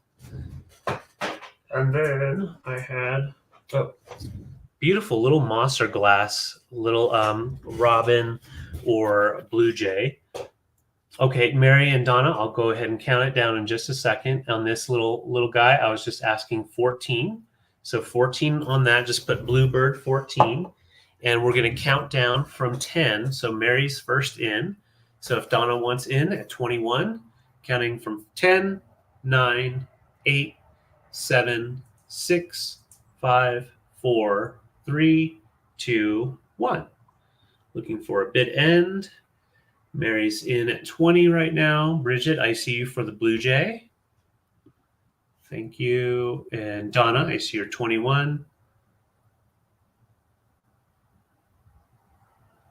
21. And there's our bid end. So Fantastic. Donna, congrats. I got that for you for 21. And then I saw Bridget is in for the Blue Jay with the Mosser stamp on the bottom. So I'll get those written down. And oh my gosh. That is so sweet. Are you sure? I'm sending that to Spotty Mushroom. Okay. How sweet. I love it. That is so awesome. Red Spotty's in the house. This is coming. This whole set's coming to you. Gift from Kimmy. That is so kind. Precious. You guys are so good to each other, and in turn, so good to us. Thank you. Yes. Thank you. That is so beautiful. Thank you, Kimmy. Yes. And I have another piece here. I don't want to forget. Almost forgot. We have this beautiful dragonstone Septarian bison, hand carved, straight up, beautiful stone work with the crystals inside from one side as well as the other. I am just asking 68 for this, which values 120 to 200, sometimes higher, and it's in perfect condition. It's out of focus. It's right at 4 inches long. So put in bison 68 if interested. And then I almost forgot about this guy because I didn't want to chop my fingers off. 32 is what I was asking on this. A beautiful fan from the 50s. Zero made it, or that's the name of it, the brand on there. But it's made by someone, and I'm trying to find it. What's the name? Because I never heard the name. Well, I'm not finding it in my sheet here. So, but yeah, 32 for the fan, and it does work. I'm not going to plug it in because you have to plug it in to get it going. There's no switch on it. That's just the way that it was designed. Safety first. So, 32 fan. And it is wall mountable as well. The fan. Oh yeah, it is wall mountable up here. So you can either mount it, or like this, and then. Yeah. Isn't that so cool? Wall mount or standing. I love it. So just put in 32 fan, and that's everything for me. Awesome. Fantastic. Well, what a wonderful night. Mod Squad, you guys are the best. Thank you. Very, very sweet of you, Kimmy. Yes. And Kimmy is also going to take that fan off your hands. So Okay. I don't blame you, Kimmy. When I saw that it was a wall mount, I was like, that is so cool. Yeah, So, and the pink blue is just perfect. Yeah.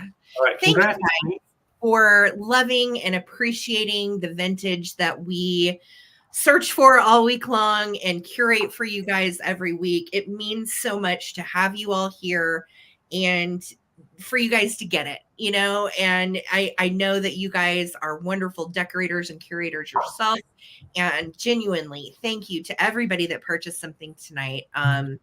Just so appreciated. And of course the gifting is so sweet. You guys are so good to each other. Mod Squad Lisa, thank you for doing bid ins. Holly Parker rocking it out with all of the little things to type into the chat for us. Thank you guys so much for your help. We could not do it without you. And the rest of the Mod Squad, we love you too. We know everybody else has stuff going on.